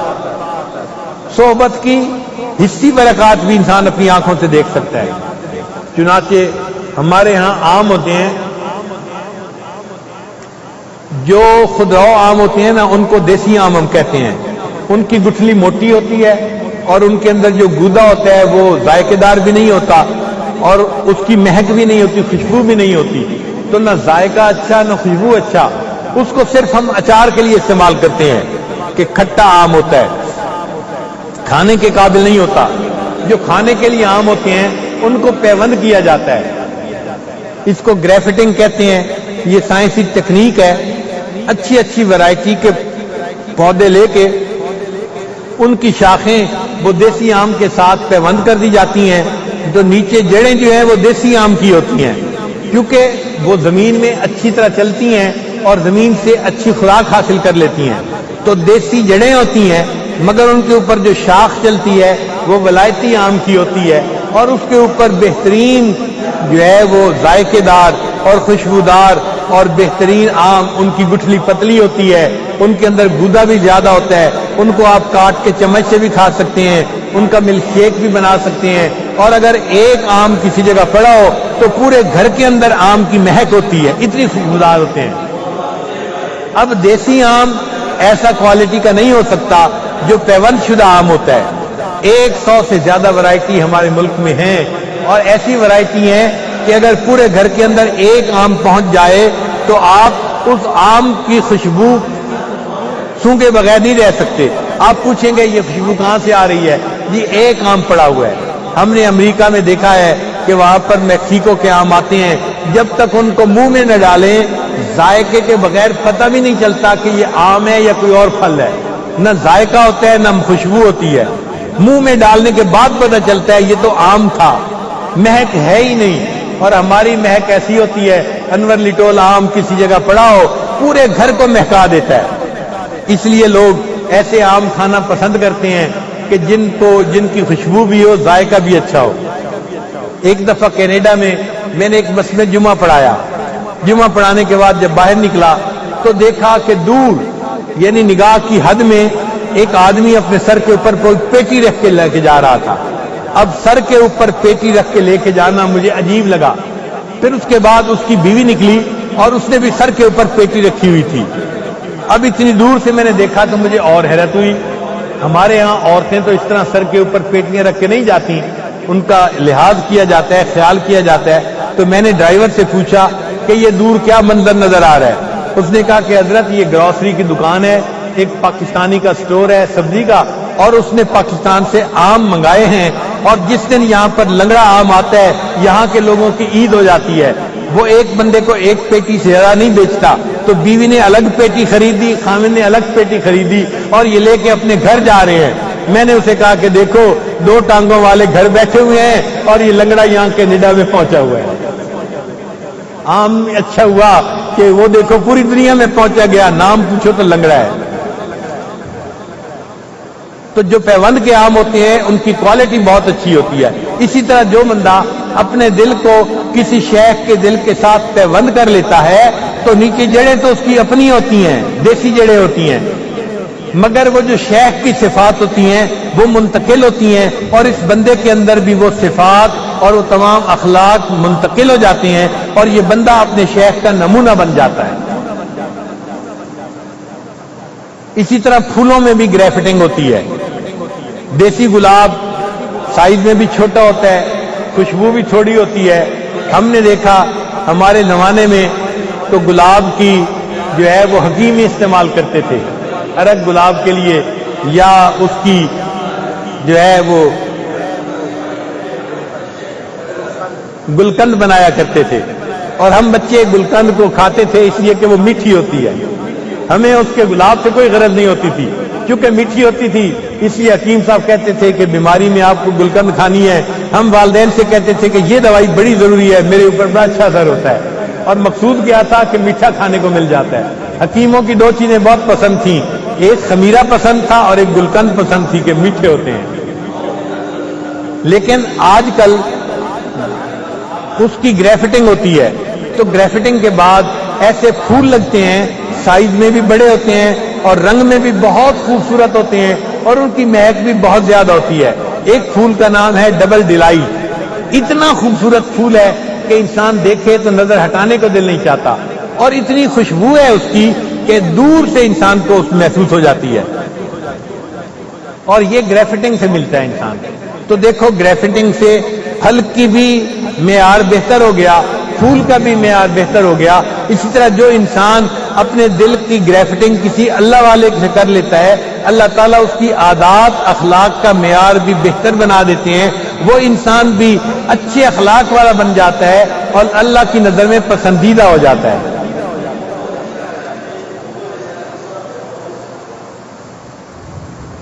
امور ذوقیہ کی حقیقت بیان سے سمجھ میں نہیں آتی. ایک آدمی جس نے آم نہیں کھایا, آپ اس کے سامنے آم کی جتنی بھی تعریف کرے وہ اس کو گڑ اور شکر پر قیاس کرے گا. اس کو پتہ ہی نہیں کہ آم کا ذائقہ اور اس کی خوشبو کیا ہوتی ہے, آئس کریم کا ٹیسٹ کیا ہوتا ہے. وہ تو سمجھے گا جیسے گڑ ہوتا ہے یا شکر ہوتا ہے, آئس کریم بھی ایسے ہی ہوتی ہے. تو امور ذوقیہ تو چکھنے سے تعلق رکھتے ہیں. اسی طرح یہ جو صحبت کی برکتیں ہیں یہ چکھنے سے تعلق رکھتی ہیں, صرف سننے سے ان کا تعلق نہیں ہے.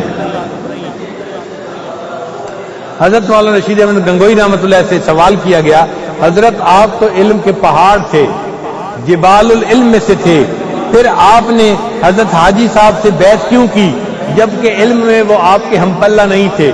تو حضرت مولانا رشید احمد گنگوئی رحمۃ اللہ نے بڑا تحقیقی جواب دیا, خوبصورت جواب دیا. فرمایا کہ دارالعلوم میں پڑھتے وقت ہم نے مٹھائیوں کے نام پڑھے تھے. مٹھائی کا نام ہوتا ہے نا, جلیبی ہے اور رس گلہ ہے اور فلاں جو ہے موتی چور ہے, اس طرح کے نام ہوتے ہیں, برفی ہے. تو مٹھائیوں کے نام ہم نے پڑھے تھے مگر ہم نے مٹھائیوں کا ذائقہ نہیں چکھا تھا. یعنی ہم نے طالب علمی میں پڑھا تھا توکل کیا ہوتی ہے, زہد کیا ہوتا ہے, اور تقویٰ کیا ہوتا ہے. تو یہ مٹھائیوں کے نام ہم نے پڑھے تھے, ان مٹھائیوں کے ذائقے سے ہم ناواقف تھے. اب ہم نے حضرت حاجی صاحب سے بیعت اس لیے کی کہ حضرت حاجی صاحب ہمیں مٹھائیوں کا ذائقہ بھی چکھا دے اور ہمیں پتہ چل جائے کہ توکل کی لذت کیا ہوتی ہے۔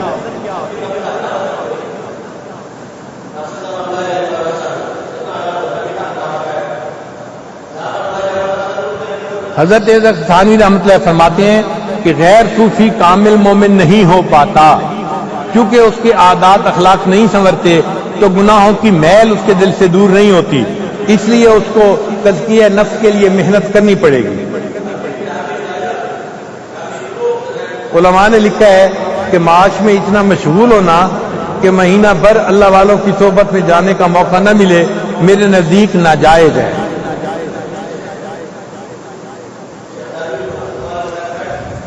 حضرت اقدس ثانوی رحمۃ اللہ فرماتے ہیں کہ گمراہ فرقے جتنے بھی تھے ان سب کے جو امام تھے وہ عالم تھے۔ اس کا مطلب یہ کہ صرف علم جو ہے وہ انسان کو گمراہی سے نہیں بچا پاتا، اس علم کو ٹھیک رکھنے کے لیے عشق کا ہونا بھی ضروری ہے۔ نمٹ علم انسان کے اندر تکبر پیدا کر دیتا ہے، اس لیے اللہ تعالیٰ نے قرآن مجید میں فرمایا سأصرف عن آیاتی الذین یتکبرون فی الارض بغیر الحق۔ یہود کے اندر علم تھا مگر علم نے ان کے اندر تکبر بھر دیا تھا، اتنا تکبر تھا کہ وہ اپنے بارے میں خوش فہمی کا شکار ہو گئے، کہتے تھے نحن ابناء اللہ واحباؤہ، ہم اللہ کے بیٹے ہیں اور اللہ کے بڑے پسندیدہ محبوب ہیں، اس لیے ہم اگر گناہ بھی کریں گے تو لن تمسن النار الا ایاما معدودہ، ہمیں آگ نہیں جلائے گی مگر تھوڑے دن۔ اب انہوں نے اللہ سے کوئی عہد تو نہیں لیا تھا، لیکن ان کے نفس نے ان کو مکاری سے یہ تعویل سکھائی تھی ہم عالم ہیں، علم کی وجہ سے عذاب نہیں ہوگا، اس لیے وہ گناہ کرتے تھے، ان کے اندر تکبر آ گیا تھا، اور اس تکبر کی وجہ سے انہوں نے انبیاء کی مخالفت کی، بلکہ انبیاء کو شہید کر دیا کرتے تھے۔ وَيَقْتُلُونَ الْأَنبِيَاءَ بِغَيْرِ حق، قرآن مجید گواہی دے رہا ہے، انبیاء کو شہید کر دیتے تھے۔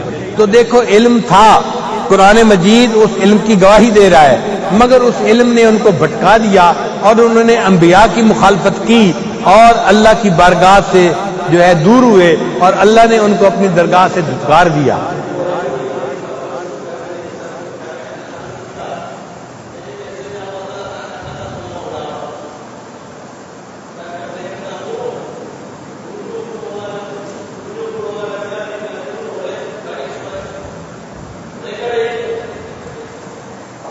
چنانچہ علماء نے لکھا ہے کہ عالم کو اپنے علم کا اندازہ ہوتا ہے، اپنے عیبوں کا بھی اندازہ ہوتا ہے۔ بل الانسان علی نفسہ بصیرہ ولو القی معاذیرہ، انسان اپنے نفس کی حالت سے پوری طرح خبردار ہوتا ہے، دوسروں کے سامنے جو بہانے بازی کرتا پھرے، پتہ ہوتا ہے میں کتنے پانی میں ہوں، میری حقیقت کیا ہے، میری اصلیت کیا ہے، لیکن اپنے عیب دوسرے کے سامنے بیان کرنا اور اس کا علاج چاہنا یہ ایک مشکل کام ہے، اس لیے نفس کہتا ہے کہ تم کیوں اپنی غلطی کسی کے سامنے بیان کرو، اس لیے اللہ والوں کے پاس جانے سے روکتا ہے کہ کیا جانے کی ضرورت ہے، بس تم اپنے علم کی زور پہ اپنی اصلاح خود کر لو گے۔ حالانکہ جو بیمار آدمی ہوتا ہے اس کی رائے علیل ہوتی ہے، علیل کی رائے علیل ہوتی ہے، اس لیے ڈاکٹر بیمار ہوتا ہے نا تو وہ اپنا علاج خود نہیں کرتا، دوسرے ڈاکٹر سے اپنا علاج کرواتا ہے۔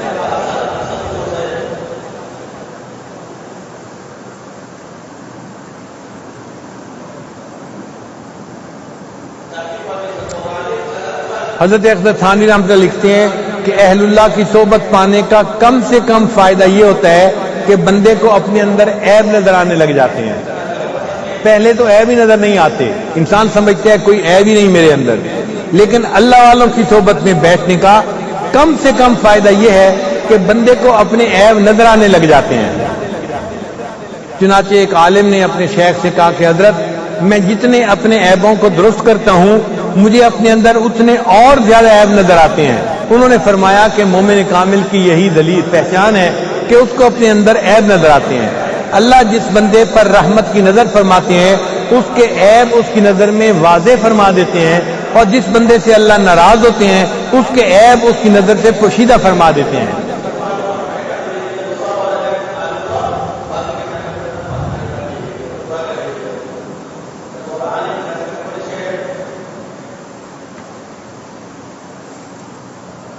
حضرت اقدس تھانوی رحمۃ اللہ فرماتے ہیں میں اس زمانے میں اہل اللہ کی صحبت اختیار کرنے کو فرض عین کہتا ہوں. میں اس زمانے میں اہل اللہ کی صحبت اختیار کرنے کو فرض عین کہتا ہوں. اس کے بعد پھر کسی کا کوئی جادو بندے پہ اثر نہیں کرتا.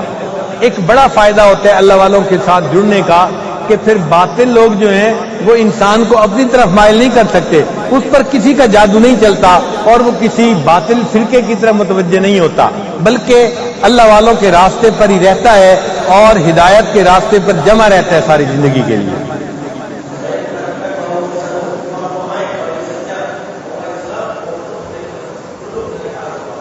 مولانا روم رحمۃ اللہ فرماتے ہیں گر ہوائے ای سفر داری دلا دامن رہبر بگیر و پس بیا بے رفیق ہر کے شد در راہ عشق عمر بگذشت و نشد آگاہ عشق.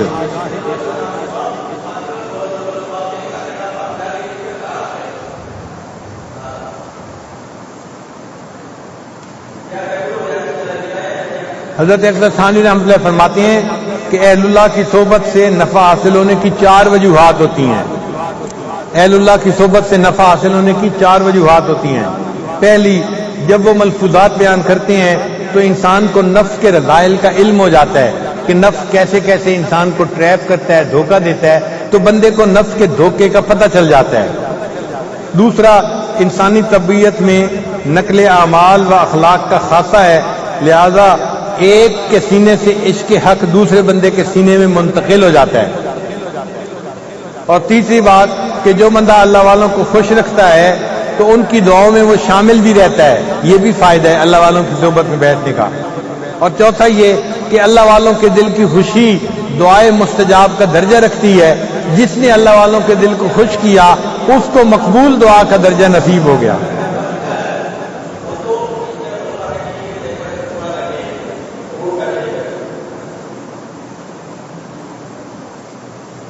چنانچہ ابن قیم رحمۃ اللہ علیہ کے متعلق طبقات حنابلہ میں لکھا ہے وَكَانَ عَالِمًا بِعِلْمِ السُّلُوكِ وَكَلَامِ أَهْلِ التَّصَوُّفِ وَإِشَارَاتِهِمْ وَدَقَائِقِهِمْ کہ ابن قیم رحمۃ اللہ علیہ بھی جو اس زمانے کے اہل اللہ تھے، اہل معارف تھے، ان کی صحبت کے علم پانے والے لوگوں میں شامل تھے.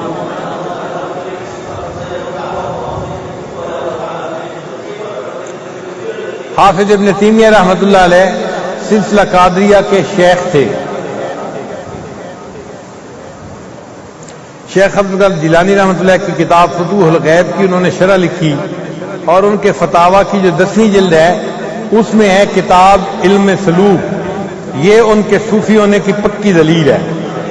تو بڑے بڑے حضرات جن سے اللہ نے دین کا کام لیا وہ سارے کے سارے وہ تھے کہ جنہوں نے مشائخ کی صحبت میں وقت گزار کے ان سے ان صفات کو حاصل کیا اور پھر اللہ کے ہاں مقبول بارگاہ ہوئے.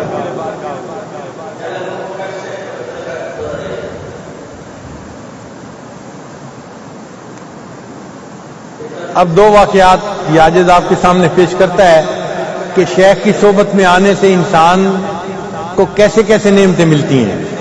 حضرت حاجی امداد اللہ مہاجر مکی رحمۃ اللہ علیہ تھان بھون میں تھے. شروع کی بات ہے.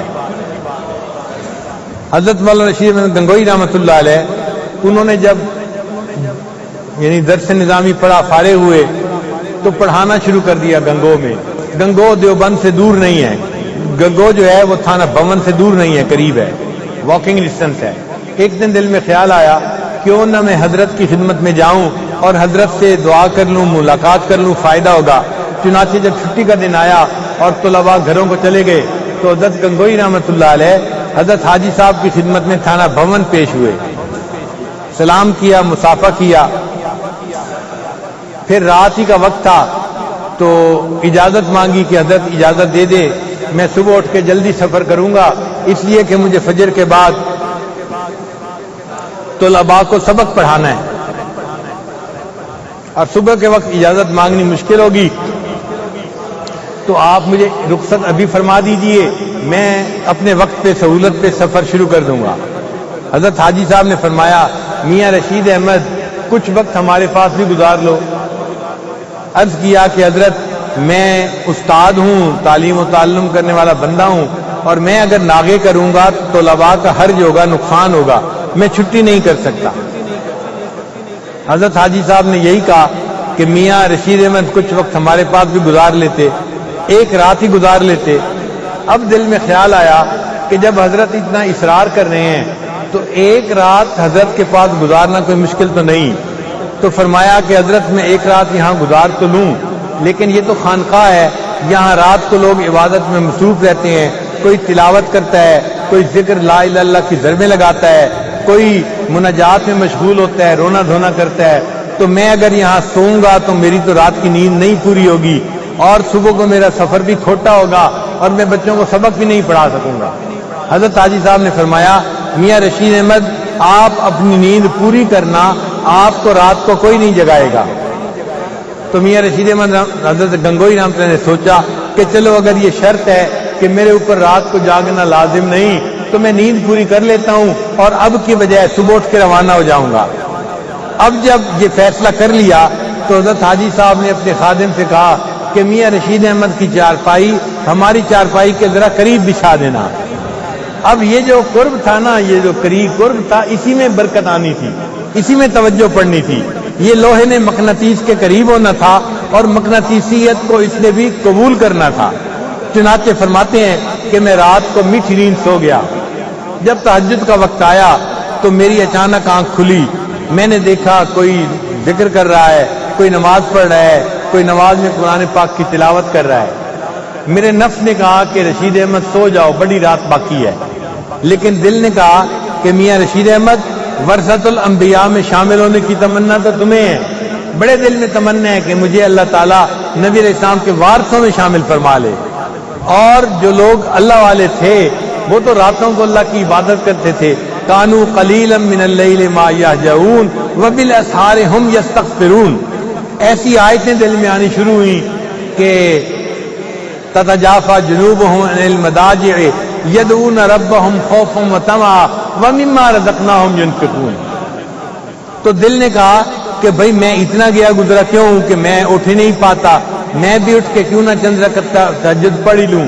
فرماتے ہیں کہ میں ہمت کر کے اٹھا، وضو کیا اور میں نے چند رکعت تہجد کے ادا کر لیے۔ پھر اس کے بعد کچھ وقت فارغ تھا تو میں نے بھی بیٹھ کے لا الہ الا اللہ کا ذکر کرنا شروع کر دیا جیسے باقی لوگ ذکر کر رہے تھے۔ جب فجر کی نماز پڑھی تو حضرت حاجی صاحب کے ساتھ میں نے مصافحہ کیا۔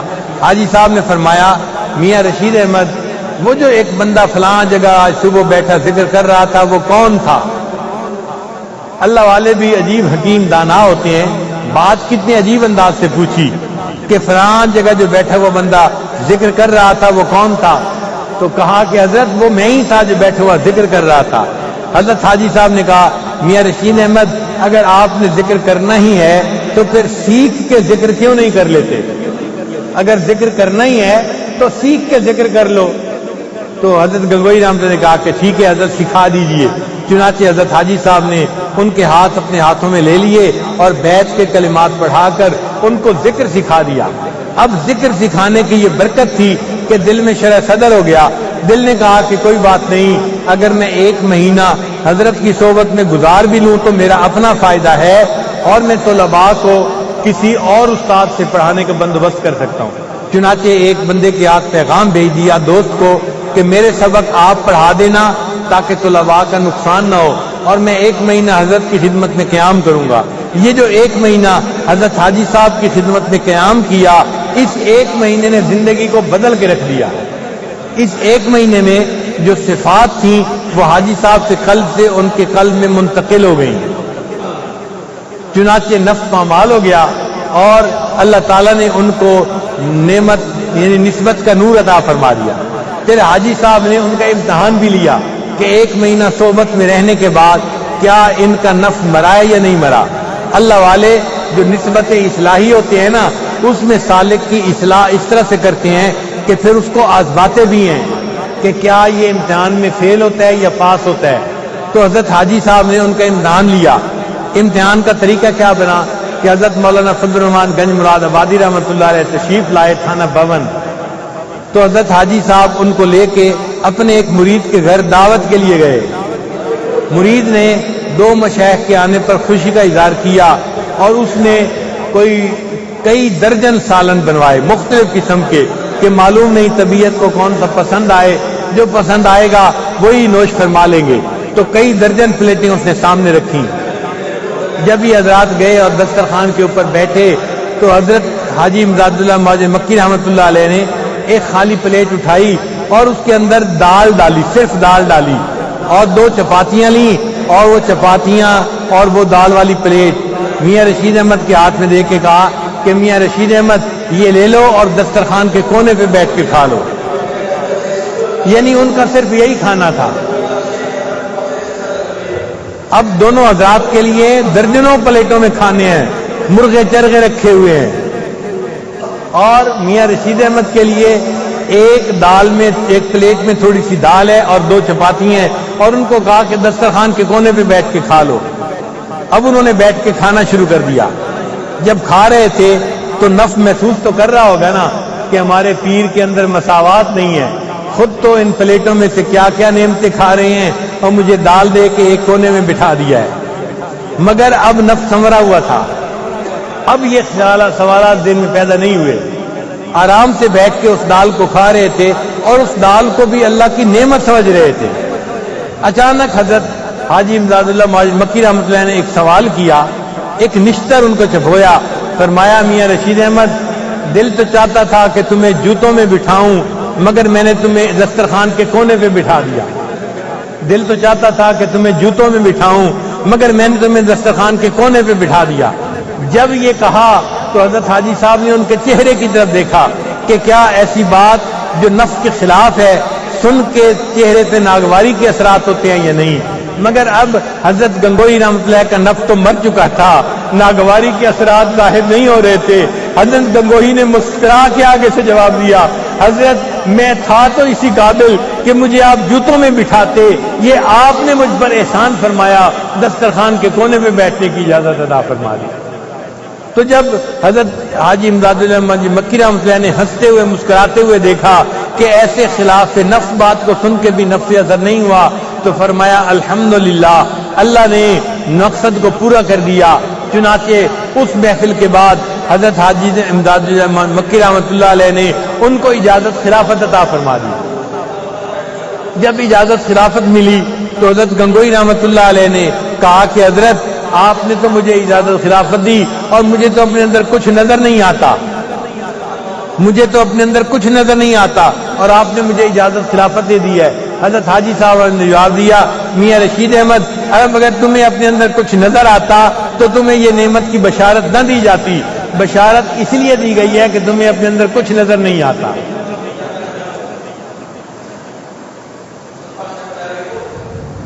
پھر حاجی امداد اللہ مکی رحمۃ اللہ نے حضرت مولانا رشید گنگوئی رحمۃ اللہ علیہ کو واپس بھیج دیا۔ حضرت تشریف لائے اور پھر گنگو میں آ کے طلباء کو پڑھانے میں مشغول ہو گئے۔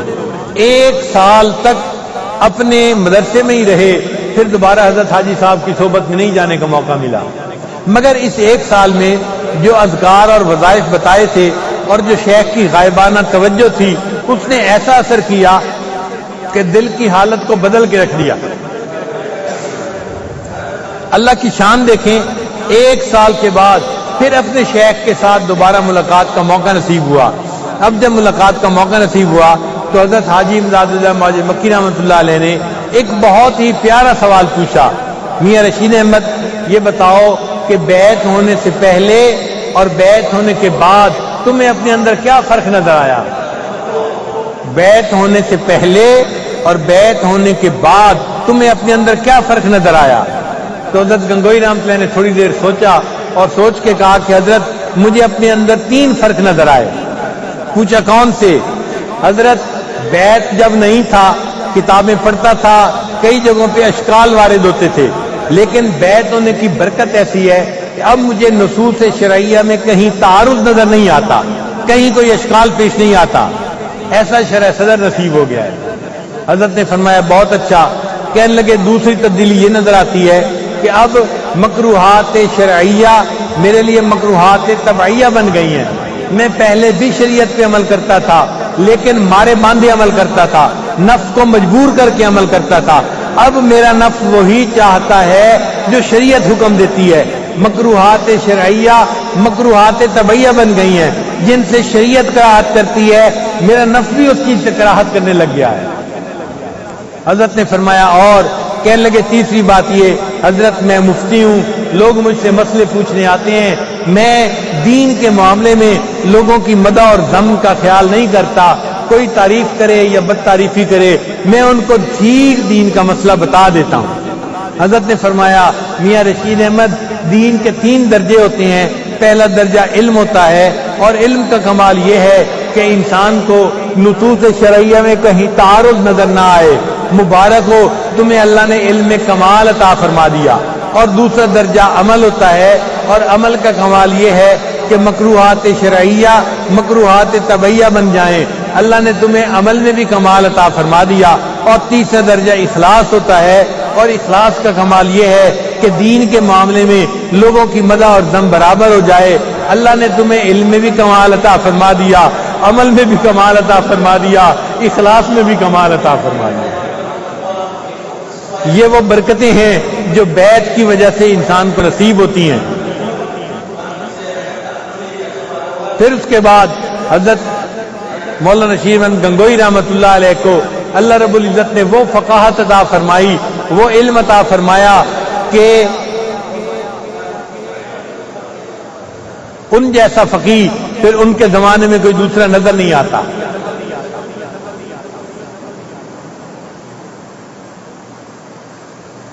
بلکہ حضرت علامہ انور شاہ کشمیری رحمۃ اللہ علیہ کا ایک قول ایک کتاب میں نے پڑھا، وہ فرمایا کرتے تھے کہ حضرت گنگوئی رحمۃ اللہ علیہ کی جو فقاہت تھی وہ علامہ شامی رحمۃ اللہ کی فقاہت سے بھی مجھے زیادہ درجے میں معلوم ہوتی ہے۔ ایسی اللہ نے فقاہت عطا فرمائی، فرمایا کہ وہ فقیہ نفس تھے، اللہ نے ایسا ان کو فقہ عطا فرما دی۔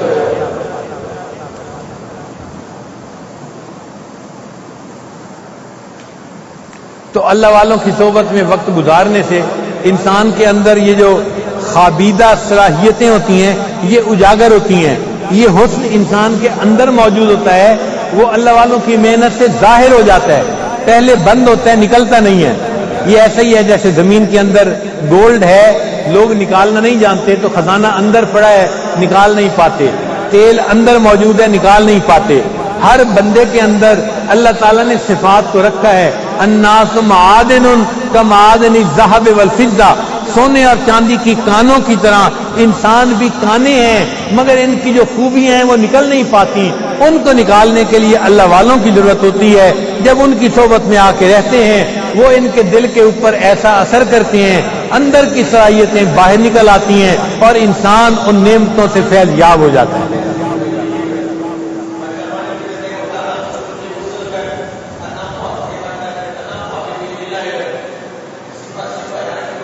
ہمارے سلسلہ نقشبندیہ کے بزرگ تھے امام العلماء والصلحاء حضرت خواجہ محمد عبد المالک صدیقی رحمۃ اللہ علیہ، ان سے علماء بہت زیادہ بیعت تھے، تعلق تھا، اور علماء ہر وقت ارد گرد ہونا تو وہ بندے کی ایک ایک چیز پر نظر رکھتے ہیں، نوٹ کرتے ہیں، ان کا منصب یہی ہے، ان کی شان یہی ہے۔ چنانچہ حضرت کئی مرتبہ نماز کی امامت خود فرماتے تھے، مگر نماز کی جب امامت کرواتے تو کبھی کبھی مکبر جو تھا وہ تکبیر کہہ دیتا، اقامت کہہ دیتا، اور حضرت تھوڑی دیر توقف کے بعد پھر اللہ اکبر یعنی تحریمہ باندھا کرتے تھے۔ اب یہ درمیان میں جو چند لمحوں کا فاصلہ ہوتا تھا اس کی وجہ سمجھ میں نہیں آتی تھی، تو ایک عالم نے ایک دن حضرت سے پوچھ لیا کہ حضرت آخر جب وہ اقامت کہنے والا اقامت کہہ دیتا ہے تو آپ تکبیر اولیٰ پڑھنے میں تحریمہ پڑھنے میں دیر کیوں لگاتے ہیں، اس دیر کی وجہ کیا ہے؟ تو حضرت نے سوال سنا تو مسکرائے اور فرمانے لگے کہ مولانا آپ عالم ہیں، آپ کی کیفیت تو ہر وقت بنی ہوئی ہوتی ہے، اس لیے جب اقامت کہنے والا اقامت ختم کرتا ہے آپ فوراً اللہ اکبر کہہ کے نماز شروع کرتے ہیں۔ میں تو ایک فقیر آدمی ہوں، مصلی پہ آ کے کھڑا ہوتا ہوں نماز پڑھنے کے لیے، جب تک مجھے آنکھوں کے سامنے بیت اللہ نظر نہیں آتا میں اللہ اکبر کہہ کے نماز کی نیت نہیں باندھتا۔ اب آپ سوچئے اللہ نے ان کو باطن کی کیا نعمت دی ہوگی کہ اللہ اکبر نماز کی کہتے ہوئے ان کو اپنے سامنے بیت اللہ نظر آتا تھا۔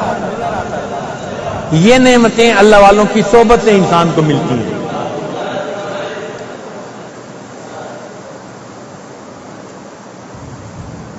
ہے وہی تیرے زمانے کا امام برحق جو تجھے حاضر و موجود سے بیزار کرے. علامہ اقبال کے بہت خوبصورت شعر ہیں. ہے وہی تیرے زمانے کا امام برحق جو تجھے حاضر و موجود سے بیزار کرے. موت کے آئینے میں تجھ کو دکھا کر رخ دوست زندگی تیرے لیے اور بھی دشوار کرے. موت کے آئینے میں تجھ کو دکھا کر رخ دوست زندگی تیرے لیے اور بھی دشوار کرے. دے کے احساس دھیاں تیرا لہو گرما دے فقر کی سان چڑھا کر تجھے تلوار کرے.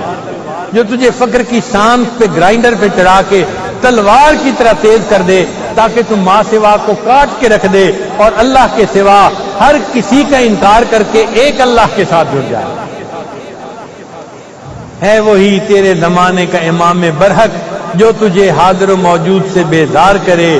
موت کے آئینے میں تجھ کو دکھا کر رخ دوست زندگی تیرے لیے اور بھی دشوار کرے. دے کے احساس دھیاں تیرا لہو گرما دے فقر کی سان چڑھا کر تجھے تلوار کرے. اللہ تعالی ہمیں بھی اسی طرح ماں سوا کی محبت سے محفوظ فرمائے اور اپنی محبت کے رنگ میں اللہ رنگ دے. تصوف کا مقصد یہی ہے. نہ ہمیں رونا ہے نہ رلانا ہے نہ اڑنا ہے نہ اڑانا ہے. ہم نے تو روٹھے یار کو منانا ہے. تصوف کا مقصد روٹھے یار کو منانا ہے. حضرت اقبال تھانوی رحمۃ اللہ سے پوچھا گیا کہ حضرت تصوف کا مقصود یہ ہے تو حضرت تھانوی رحمۃ اللہ نے جواب دیا کہ تصوف کا مقصود یہ ہے کہ انسان کے اندر سے گناہوں کا کھوٹ نکل جائے. انسان کی رگ رگ اور ریشے ریشے سے گناہوں کا کھوٹ نکل جائے. یہ تصوف کا مقصود ہے. اور جب یہ کھوٹ نکل جاتا ہے تو انسان اللہ کے رنگ میں رنگ جاتا ہے. صبغۃ اللہ ومن احسن من اللہ صبغہ. یہ اللہ والے رنگ ریز ہوتے ہیں. یہ بندے پہ اللہ کا رنگ چڑھا دیتے ہیں اور انسان اللہ کے رنگ میں رنگ کے زندگی گزار دیتا ہے. اللہ تعالی ہمیں بھی اپنے رنگ میں رنگ لے اور اس رنگ میں رنگ کر زندگی گزارنے کی توفیق عطا فرما دے. ہمارے سلسلہ کے ایک بزرگ فرمایا کرتے تھے اگر بہوا روی مگسے باشی. اگر تو ہوا میں اڑتا ہے تو مکھی کی مانند ہے. وبر آب روی خسے باشی. اگر تو پانی پہ چلتا ہے تو خط و خاشاک کی مانند ہے. دل بدستار تا کسے باشی. ارے اپنے دل کو اپنے قابو میں کر لے تو کچھ تو بن جائے. تو ہمیں ہوا میں نہیں اڑنا پانی پہ نہیں چلنا. ہمیں تو اپنے دل کو قابو میں کرنا ہے اور اس دل کو اللہ کی یاد سے بھر لینا ہے. اللہ کی محبت سے بھر لینا ہے. ہمارے سلسلہ علی نقشبندیہ کے ایک بزرگ تھے.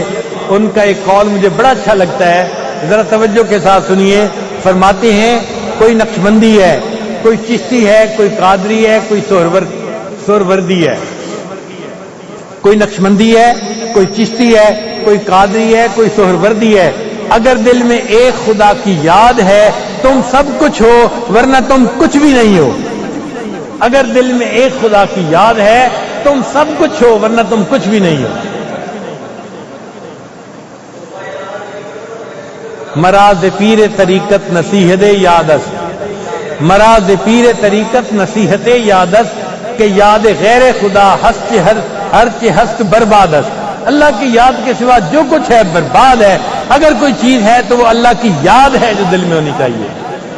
مراز پیر طریقت نصیحت یادست کہ یاد غیر خدا ہر چہ ہست بربادست. اللہ تعالی ہمیں بھی اپنی یاد کی توفیق عطا فرمائے. اسی یاد میں زندگی گزارنے میں ہمیں اللہ تعالی لگا دے. وآخر دعوانا ان الحمدللہ رب العالمین.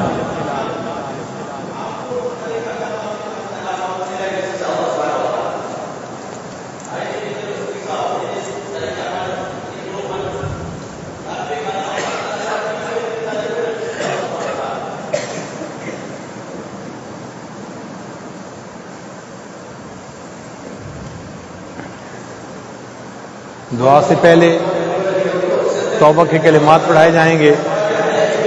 جو حضرات فقط توبہ کرنا چاہتے ہیں وہ توبہ کی نیت کر لیں تاکہ مجلس کی برکات حاصل ہو جائیں. جو سلوک سیکھنے کا دل میں ارادہ چاہتے ہیں وہ بیعت طریقت کی بھی نیت کر لیں. ان کی دو نیتیں شامل ہو جائیں گی اور ان کو دونوں طرح کے فائدے ہوں گے. جو کلمات کی عاجز پڑھے گا وہ کلمات سچے دل کے ساتھ پیچھے پیچھے پڑھتے جائیے پڑھیے بسم اللہ الرحمن الرحیم لا الہ الا اللہ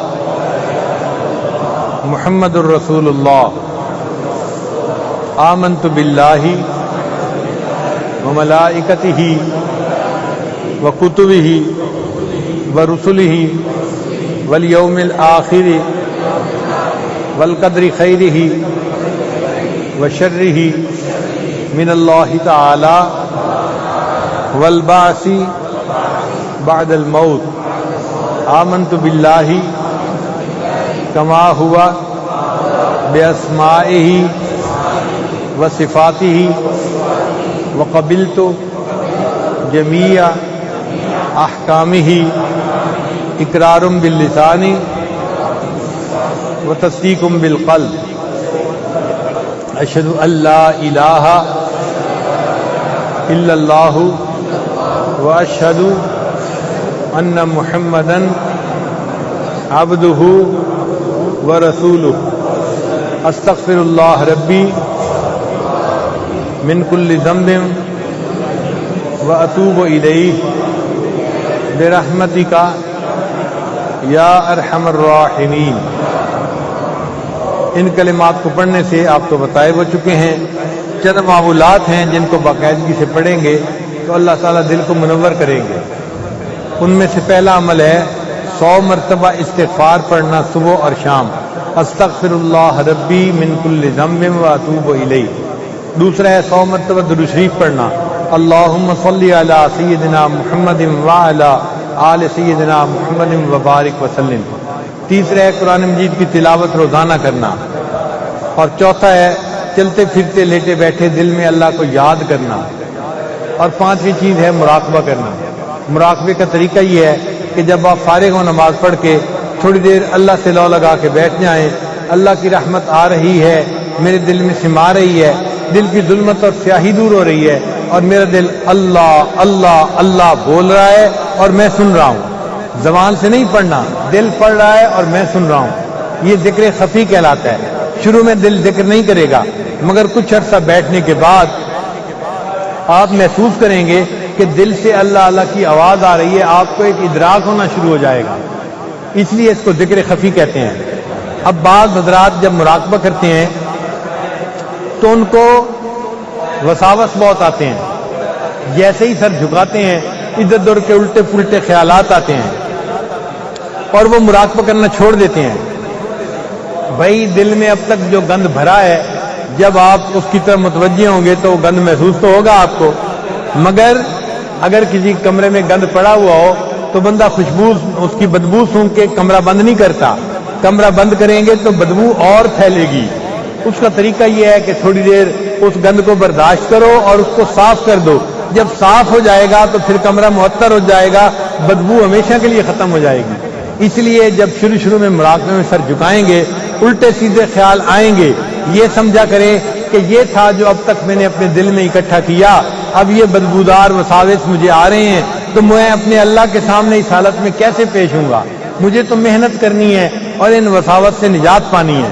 مگر اس کی پہچان یہ ہے کہ آپ پہلے دن بیٹھیں گے تو آپ کو 100 خیال آئیں گے اور ایک خیال اللہ کا آئے گا، مگر جب بیٹھے رہیں گے تو چند دن کے بعد پھر 99 خیال شیطانی ہوں گے اور 2 خیال جو ہے یا ایک خیال وہ اللہ کا ہوگا، اور یہ شیطانی وساوس گھٹتے جائیں گے اور اللہ کی یاد والا خیال بڑھتا جائے گا، حتیٰ کہ ایک ایسا وقت آئے گا کہ آپ سر جھکائیں گے اور اللہ کی یاد میں ڈوب جائیں گے، اللہ تعالیٰ اپنی یاد کی حضوری عطا فرما دیں۔ جس نے بھی مراقبے کو شروع کیا، شروع میں وساوس کا آنا یہ ہر ایک کو محسوس ہوا، یہ کوئی نئی بات نہیں ہے، گھبرانے کی بات نہیں ہے۔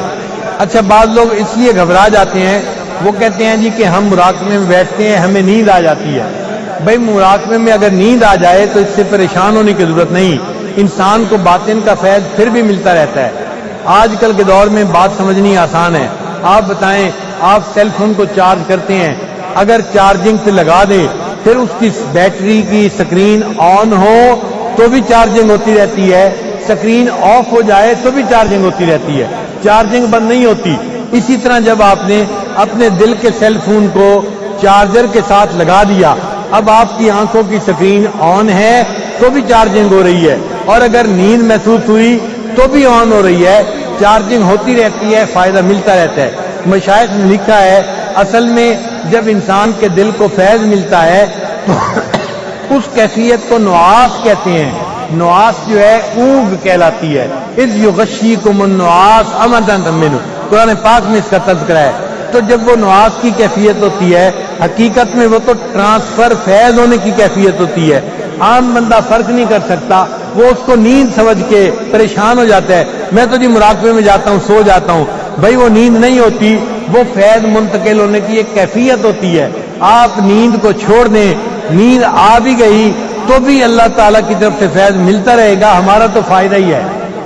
اس لیے آپ وساوت سے بھی پریشان نہ ہونا، نیند سے بھی پریشان نہ ہونا، بس بیٹھے رہیں بیٹھے رہیں بیٹھے رہیں، حتیٰ کہ بیٹھنے کا چسکا پیدا ہو جائے، بیٹھنے کی عادت پیدا ہو جائے۔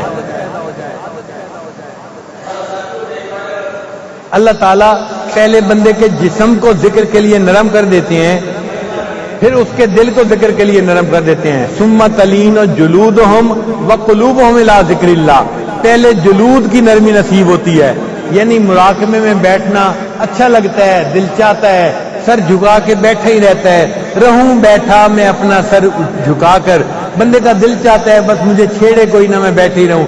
جب یہ بیٹھنے کی عادت پڑ جائے، آپ سمجھ لیں کہ پہلا درجہ اللہ نے دے دیا، اب اللہ تعالیٰ اگلا درجہ دل کی کیفیت بھی عطا کر دیں گے، پھر انسان کو دل کی نعمت بھی نصیب ہو جاتی ہے۔ لیکن امام ربانی حضرت مجدد ثانی رحمۃ اللہ کے بیٹے حضرت خواجہ محمد معصوم رحمۃ اللہ علیہ فرماتے ہیں، ہمارے اس سلسلے میں طالب کی سستی کے سوا اور کوئی چیز منزل تک پہنچنے میں رکاوٹ نہیں ہے۔ خود سستی کرے تو الگ بات ہے، اگر سستی نہ کرے، اپنے وقت پہ معمولات کرے تو ہر بندے کو منزل ملے گی۔ ہمارے مشائخ فرماتے ہیں کہ ہمارے اوپر کے مشائخ اللہ کے بڑے مقبول بندے سے، انہوں نے اللہ سے دعا مانگی کہ یا اللہ ہمیں ایسا راستہ دے دیجئے جس پر چلنے والا ہر بندہ یقینی طور پر منزل پہ پہنچ جائے، اور اللہ نے ان کی دعا قبول کی تھی۔ لہذا جو بندہ بیت کے کلمات پڑھے گا اور ان معمولات کو کرے گا، اللہ تعالیٰ اسے اپنے وصل کی منزل عطا فرمائیں گے۔ منزل کا ملنا یقینی ہے، اللہ تعالیٰ ہمیں بھی منزل عطا فرمائے۔ وآخر دعوانا ان الحمد للہ رب العالمین۔ دعا سے پہلے تھوڑی دیر کے لیے مراقبہ کر لیجئے، آنکھوں کو بند کر لیجئے، سر کو جھکا لیجئے، دنیا اور جو کچھ دنیا میں ہے اس سے ہٹ کٹ کے اللہ کی یاد میں ڈوب جائیے، مراقبہ کر لیجئے۔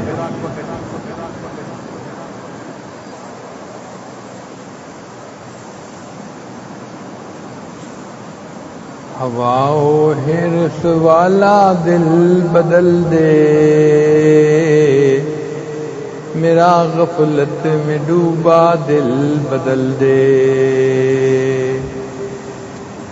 ہوا و حرص والا دل بدل دے،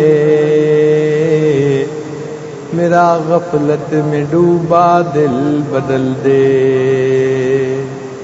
بدل دے دل کی دنیا دل بدل دے، خدایا فضل فرما دل بدل دے۔ گنہگاری میں کب تک عمر کاٹوں، گنہگاری میں کب تک عمر کاٹوں، بدل دے میرا رستہ دل بدل دے۔ سنوں میں نام تیرا دھڑکنوں میں، سنوں میں نام تیرا دھڑکنوں میں، مزہ آ جائے مولا دل بدل دے۔ ہٹا لوں آنکھ اپنی ماں سوا سے، جیوں میں تیری خاطر دل بدل دے۔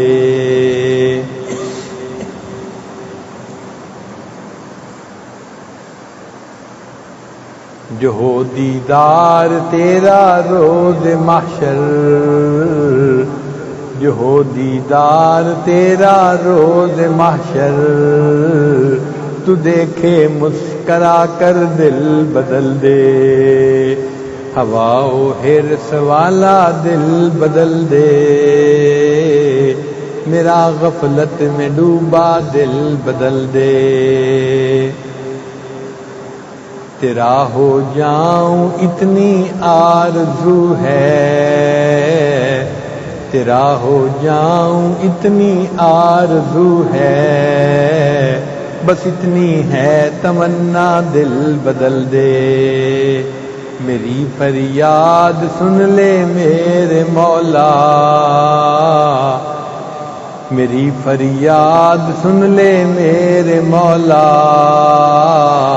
بنا لے اپنا بندہ دل بدل دے، ہوا و حرص والا دل بدل دے، میرا غفلت میں ڈوبا دل بدل دے، گناہگاری میں کب تک عمر کاٹوں، بدل دے میرا رستہ دل بدل دے۔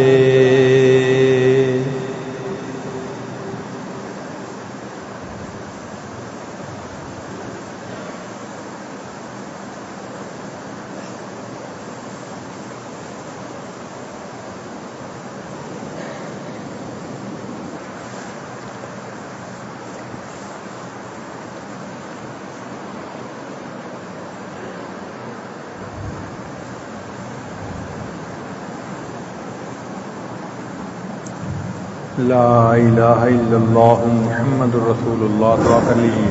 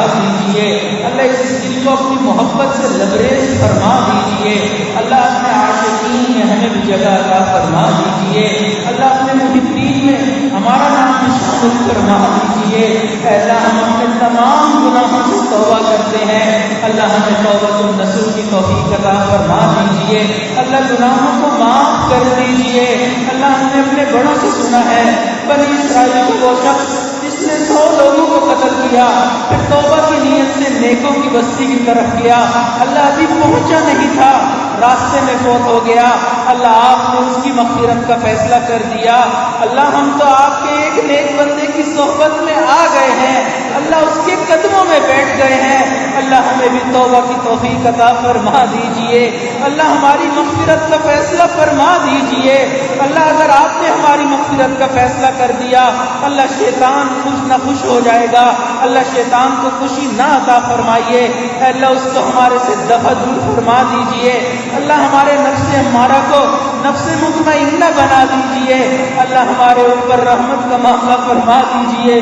اللہ ہم نے تو دنیا میں دیکھا جس قافلے کو ڈاکو لوٹ لیں اس قافلے پر تو دنیا والے بھی رحم فرماتے ہیں، اللہ ہم جو ٹوٹی پھوٹی نیک اعمال کرتے ہیں اللہ شیطان گناہوں کے ذریعے ہمارے سے ضائع کروا لیتا ہے، اللہ ہم رحم کے زیادہ مستحق ہیں، اللہ رحم فرما دیجئے، کرم فرما دیجئے، اللہ رحمت کا معاملہ فرما دیجئے۔ اللہ اگر آپ نے رحمت نہ فرمائی پھر کون سا دوسرا در ہے جہاں ہم جائیں گے؟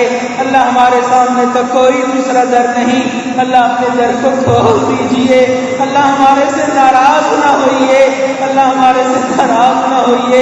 اللہ ہمارا معاملہ تو اس چرواہے کی طرح ہے جس نے کہا تھا اللہم اغفر، اللہ اللہ میری مغفرت فرما، فإنك لا تغفر فاغفر، اللہ اگر آپ نے مغفرت نہیں کرنی اللہ پھر بھی ہماری مغفرت فرما دیجئے، اللہ ہمارے سے راضی ہو جائیے، پیارے اللہ راضی ہو جائیے، اللہ اٹھنے سے پہلے اپنی رضا کا فرما دیجئے، مولا راضی ہو جائیے۔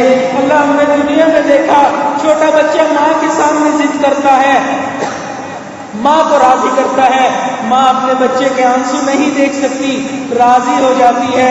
اللہ آپ تو 70 ماؤں سے زیادہ اپنے بندوں سے محبت کرتے ہیں، اللہ مجمع میں جس کسی کے آنسو آپ کو پسند آ رہے ہیں اللہ ان آنسوؤں کی برکت سے سب کے گناہوں کو معاف کر دیجئے، اللہ ہمارے اوپر رحم فرما دیجئے، اللہ کرم فرما دیجئے۔ اللہ ہم نے اپنے بڑوں سے سنا ہے کوئی ایک قدم آپ کی طرف چلتا ہے آپ 2 قدم اس کی طرف بڑھاتے ہیں، کوئی چل کر آپ کی طرف آتا ہے آپ کی رحمت دوڑ کے اس کی طرف آتی ہے۔ اللہ ہم گھروں سے نکلنے سے پہلے جانتے تھے اس جگہ پر کوئی دنیا نہیں بانٹی جائے گی، اللہ آپ کی محبت دل سے دل میں منتقل ہوگی، اللہ آپ کے دلوں کو اپنی محبت سے بھر دیجئے۔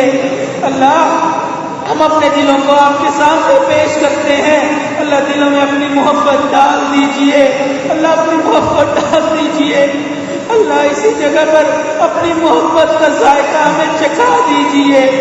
اللہ وہ جو دور ہے بہت دور ہے اللہ یہیں پر ہمارے شوق کی لاج رکھ لیجئے، اللہ یہیں پر اپنی محبت عطا فرما، اللہ اٹھنے سے پہلے خصوصی تجلیات نازل فرما۔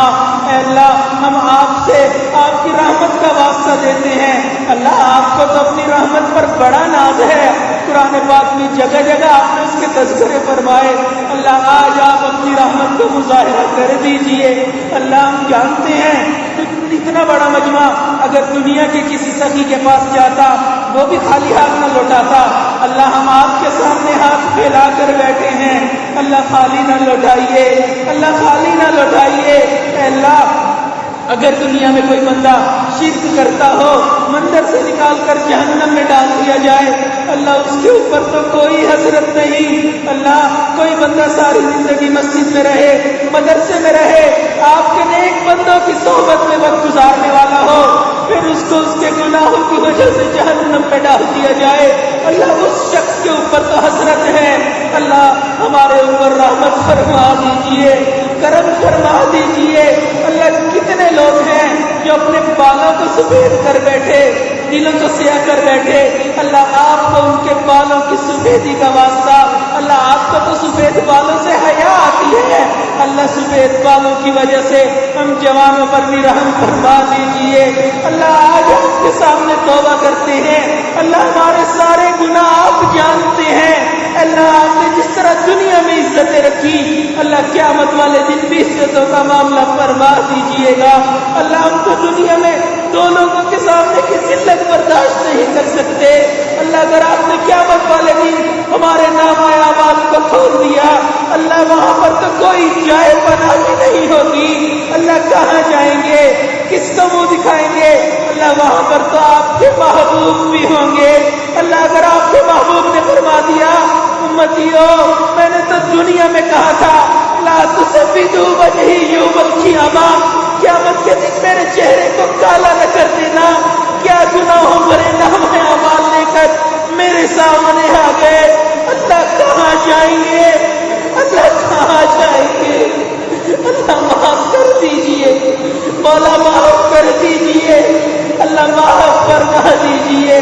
اللہ اگر آپ نے یہ فیصلہ کر لیا آپ نے معاف نہیں کرنا اللہ پھر بھی معاف فرما دیجئے، اللہ پھر بھی معاف فرما دیجئے، اللہ اٹھے ہوئے ہاتھوں کو قبول کر لیجئے، اللہ استقامت والی توبہ عطا فرما دیجئے۔ اللہ ہم صبح توبہ کرتے ہیں شام توڑ بیٹھتے ہیں، شام توبہ کرتے ہیں صبح توڑ بیٹھتے ہیں، اللہ اب تو استقامت والی توبہ عطا کر دیجئے، اللہ ساری زندگی نیک اعمال کی توفیق عطا فرما، اللہ تقوی والی زندگی عطا فرما، اپنی محبت والی زندگی عطا فرما، اپنے قرب والی زندگی عطا فرما۔ اے اللہ ہم آپ کو دل پیش کرتے ہیں، آپ اس دل میں آ جائیے، اللہ سما جائیے، اللہ ہمارے دلوں پر چھا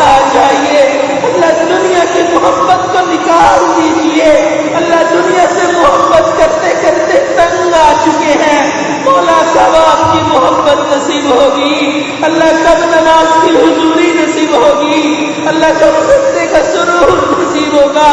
اللہ اگر نیک بندوں کی صحبت سے بھی ہمیں یہ چیزیں فائدہ نہ دی نہ حاصل ہوئی, اللہ پھر کون سی جگہ ہے جہاں پر یہ نعمتیں نصیب ہوں. اللہ آج اس محفل میں اٹھنے سے پہلے دنیا جہان کی تمام نعمتیں عطا فرما دیجئے, دنیا جہان کی عزتیں عطا فرما دیجئے. اللہ اٹھنے سے پہلے ہمارے ہاتھوں کو قبول فرما لیجئے. اللہ دنیا اس محفل میں چھوٹے چھوٹے بچے بھی تو موجود ہیں, آپ کو ان کی معصومیت کا واسطہ, اللہ ان کی معصومیت کا لحاظ فرما کر ہمارے گناہوں کو معاف کر دیجئے. اللہ اسی محفل میں ورثۃ الانبیاء بھی موجود ہیں, اللہ آپ کو ان وارثوں کا واسطہ, اللہ وہ تو آپ کے پاکیزہ بندوں کے وارث ہیں, اللہ ان کی برکت سے ہمارے گناہوں کو معاف کر دیجئے. اے اللہ معاف فرما دیجئے.